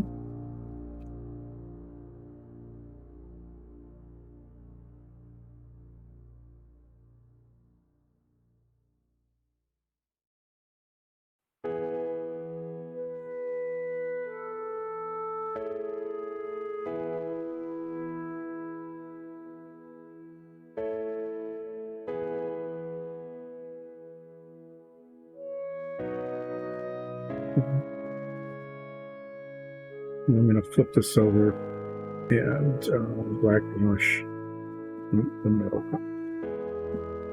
Then the ears are on the lighter side.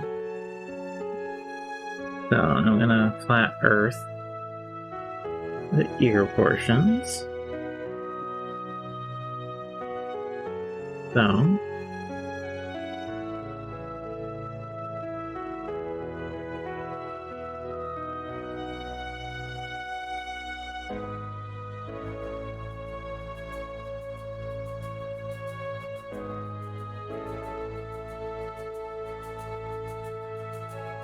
really building up this weird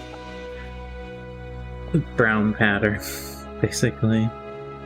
And then the back of the neck is where it's like the lightest in the dark, so it actually looks like it carries a little into the beige as well, and sort of.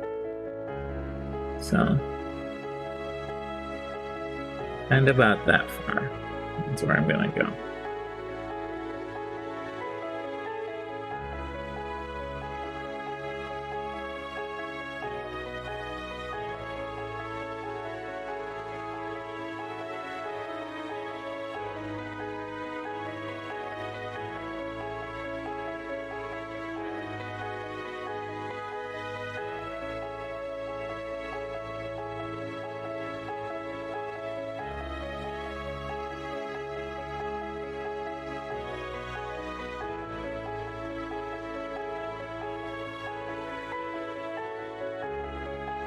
Guess it's been eating rotten apples. And just staggering around. Yeah.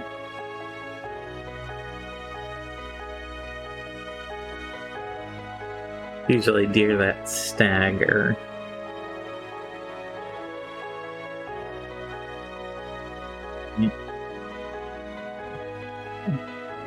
Because they're stags. Like a male deer is a stag. I guess. Yeah. So, a lighter face, slightly. Darker bottom. Hair is on the back a little here. Okay, so this door is now done, and we have our full quota of doors. Nice. What do you think Check of these me? fireplaces one more time. What do you think so far? Yeah, I like the way the back has come together. That's looking good. Really? Why that section of the leg? Is it peeling off again? It's peeling off in like this almost the same spot. I wonder if it didn't get washed there. Or not washed, primer. Remember, like it didn't get enough primer? Well, I have the flat brown right here, and that's what it is there.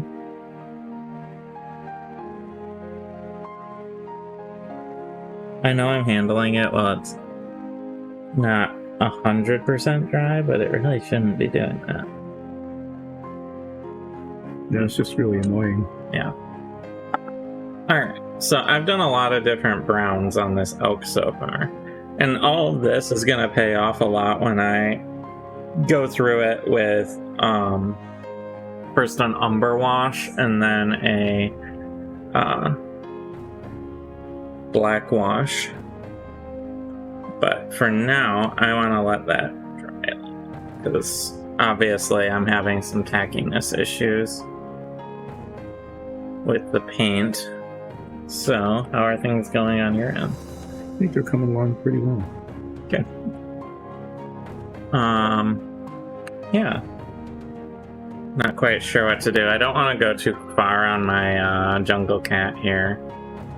Yeah, I'm not really sure. I want to save that for later. Finish this. But I did get a good base coat on of that yellowish dark sand, which will be a nice jaguar coat. So I've got, yeah, the bars are done. The tiles are all finished. They've been all touched up. I can show people the. Yeah, why don't you put that together? That would be good. You only have fireplaces, the bars, the doors. So this is our tavern set. We've been old fireplaces, new fireplaces.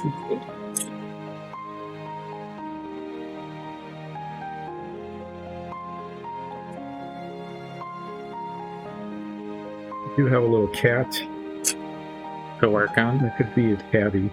Try to make that a tabby cat. Whatever kind of cat you want. You could do a tuxedo. You could do a tabby. You could do. I could do this rat. What kind of cat would Soria turn into? 9s. A brown orange cat. Yeah, the orange colors we have are. They're a little bright. Yeah, I mean it's fine for 9s thing, but for this, I think I would just do a gray tabby. I would do it with would I do it dark with a light overcoat? For the tabby markings, there's slightly brown colors in it. That's going to be complicated. I'm going to do a rat. So the rat tail would be this unfortunately named maybe one or. Yeah, we use this for the tails on the other rats. Yeah. We have a whole pile of rats. Larger rats. Giant rats. Might have seen them in the show. Yeah, this is a smaller one. So I'm just gonna... The doors aren't affixed in yet, but I'm just gonna... I'm assuming this lean them in. I'm gonna put a base coat on the tail and the rest of the rat. Gray rat? Gray or brown? Probably gray. Yeah. Gray will look a little more classic rat. Yeah. Anyway, I'm going to be lazy. I'm just going to do a base coat in this light neutral gray in the rat. Get it all covered. Here is our tavern set that we put together in these last 2 days. Pretty. Oh, here. I'll put the extra stuff in. Oh, yeah, I'll put the counters and stuff in. Mm-hmm.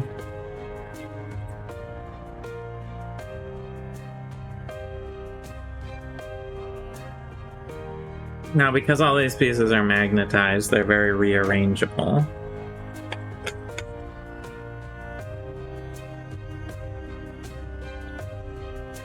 That maybe. But in this case, this is the layout that we have sort of designed it with. You got these curved corners. I know I would just bumped it and messed all the doors up. But the doors haven't been fastened in yet. You got curved corners, you got windows. It's a pretty nice little set, and this is a classic plaster color, I'd say. So, that's the dungeon set that we've been working on.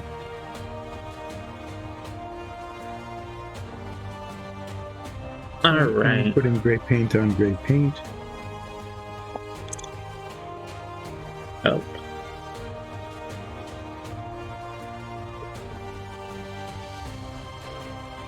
So I've got the base coat in on the elk that I'm pretty happy with. I'll be able to build off this a lot. I need to put in a couple darker spots along the fur very carefully. I'm thinking of using the flat earth for that as well. But do you think there's a better color? Putting slightly darker spots on the beige, the light beige. We don't really, I mean, darker, the leather brown doesn't work at all. No, and I think flat earth is probably... Yeah, because you're painting it on the buff color. The buff. Yeah. But I'm only gonna... I mean, it is a nice intermediary between those. Yeah. So... Oh, thanks, Yojim. Yeah, so this base coated elk, once I get the highlights, or the lower colors in the beige here, looking at my reference picture here, I just want to muddy it up a little. I'm really not trying to get a lot of coverage. So I am removing the vast majority of the paint from the brush This is sort of a dry brushing thing, it's called, where I get a very small amount on the brush, and then I dab off almost all of the rest of it, and hopefully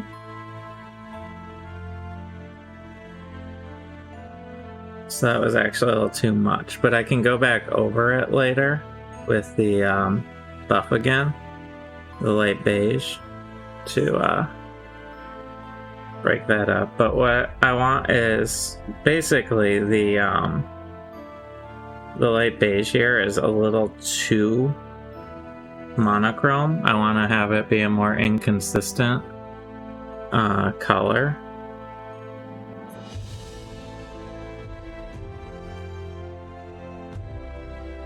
So I do that by adding in little specks of this flat earth brown.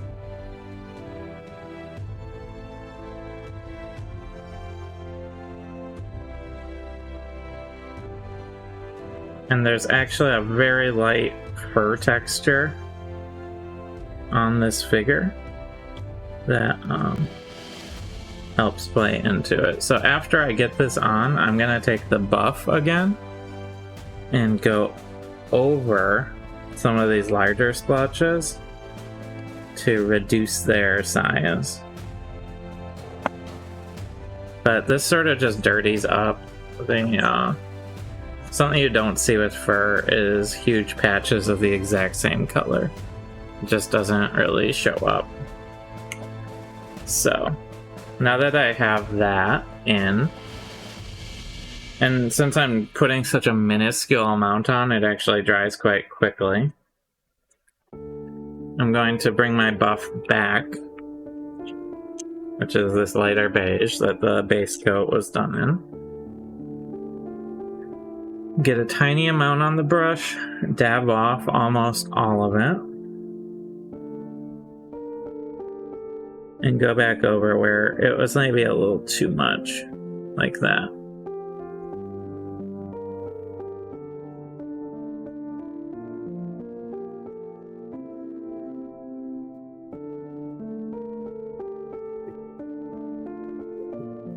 Yeah. When I get paint the base, those, the base color will get on and back and forth. There's hardly any room to work with in this little rat thing. Yeah, you're making a teeny tiny rat. Teeny rat, but it's a start. And then my druid wild shapes into a rat to sneak around. So what color should I do the base? Probably some sort of brown, right? Probably. Maybe I'll just use the buff or the deck tan. The deck tan might not contrast. What's that enough? I would do Drab. since it's so small, yeah, I would go dark. So you could almost do like the NATO black. No, like a really dark. Yeah. Yeah, or maybe the deep green. This guy scurrying around on dirt. Deep green, deep green olive drab. Go do the dark gray. Yeah, the gray will lose. Sea blue.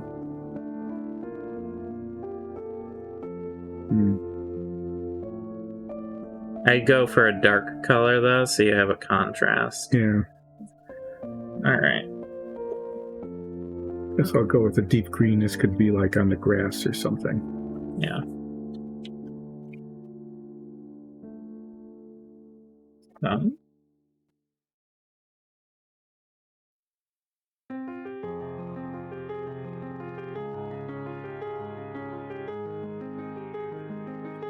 What I'm going to do, this the last bit, is paint the base in deep green.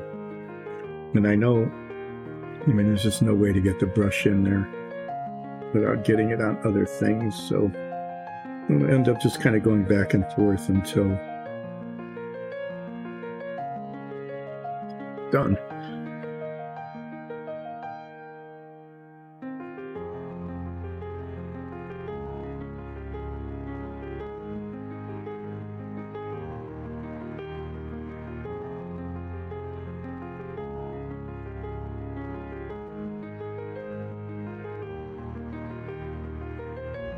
taking the flat earth as well as the sort of intermediary color and using it as a highlight now on the darker browns, just to make some inconsistency there as well.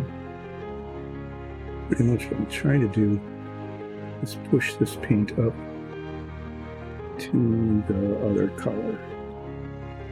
Trying not to get too much onto the other color, but up to the other color. The tail. And the little tiny annoying feet. But it also has to go up underneath the model. Some of it.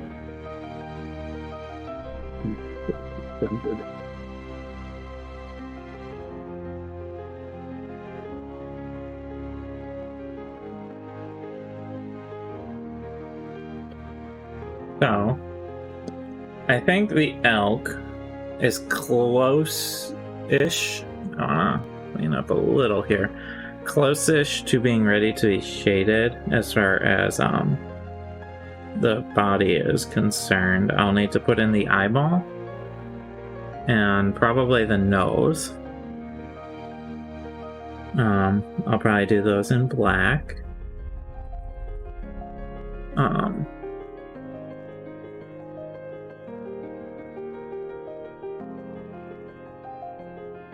Yeah, that's better. So this will need to be get a nice shading on it overall, but before I'll get the eyes and nose in with the black, and then I'm going to want to tackle the antlers before I do the full shading, because the antlers on an elk are nowhere near this bright, except maybe at the tips. So there's going to be a lot of going up and along these. But first, I need to grab this, my flat black, and my teeny brush. Make sure it's properly clean. Because this is a delicate procedure. Yep, okay. And what I might do actually is we have a slightly glossier black somewhere around here. This one is actually a blacker, like a glossier black. So I'll probably do the eyes in that glossier black, but the nose,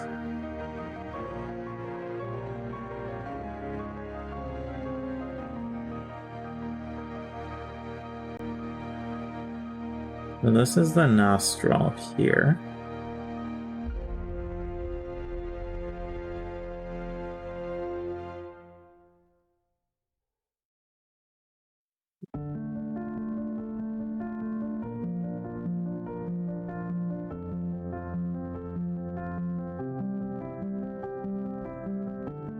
That will help me sort of define where I'm going. Yeah, I'm going to paint up to the edge, but I'm not going to do the sides of the base right now.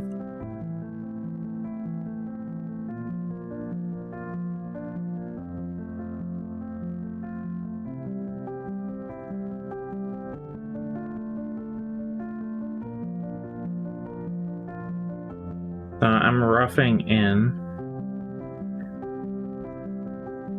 the darker spots of the face here, and I actually, to get a really fine line,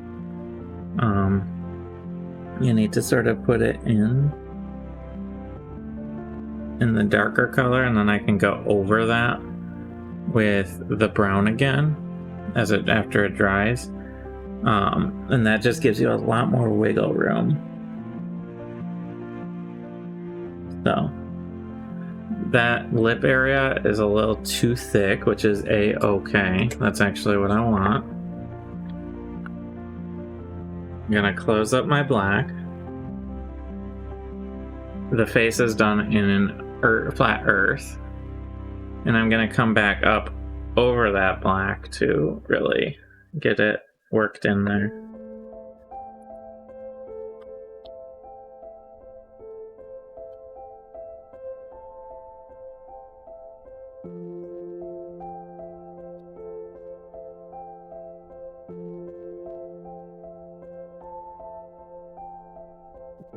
Small brush.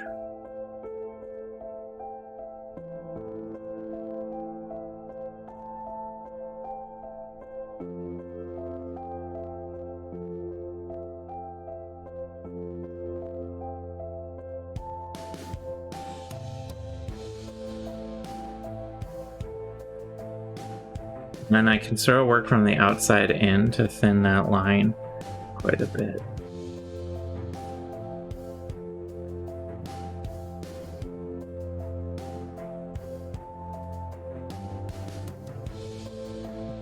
That dry.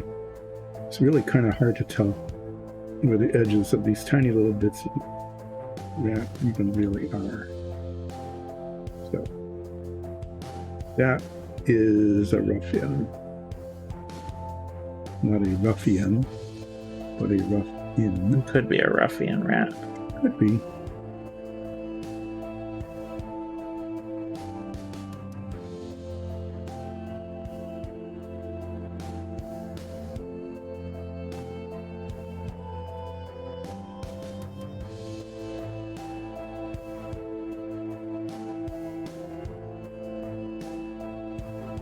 Anyway, yeah, that's enough of there. I think what we'll be doing with the rat is like giving it maybe like a little pink or maybe the same color as the tail, nose, some little beady eyes. Could give them black eyes or red eyes. Let me get a focus on here. By putting in that larger black area and then working it back, I was able to get a very fine black line for the mouth here, as you can see.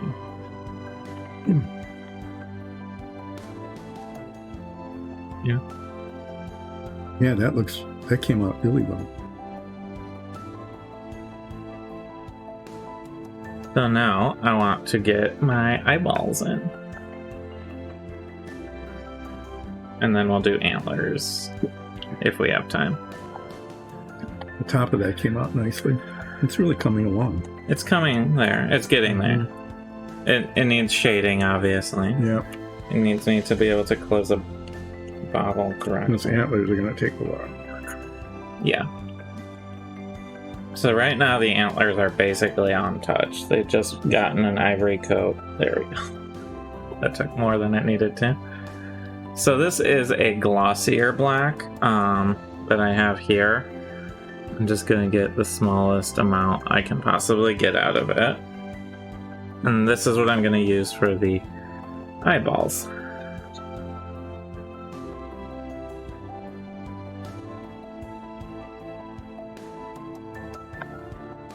Get a tiny bit on the brush. And I really just want... Sitting here trying to... Feet are not that big.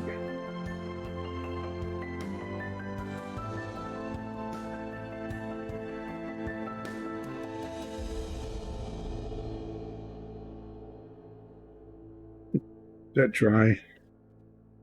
And we'll give it a go on Wednesday or do something else.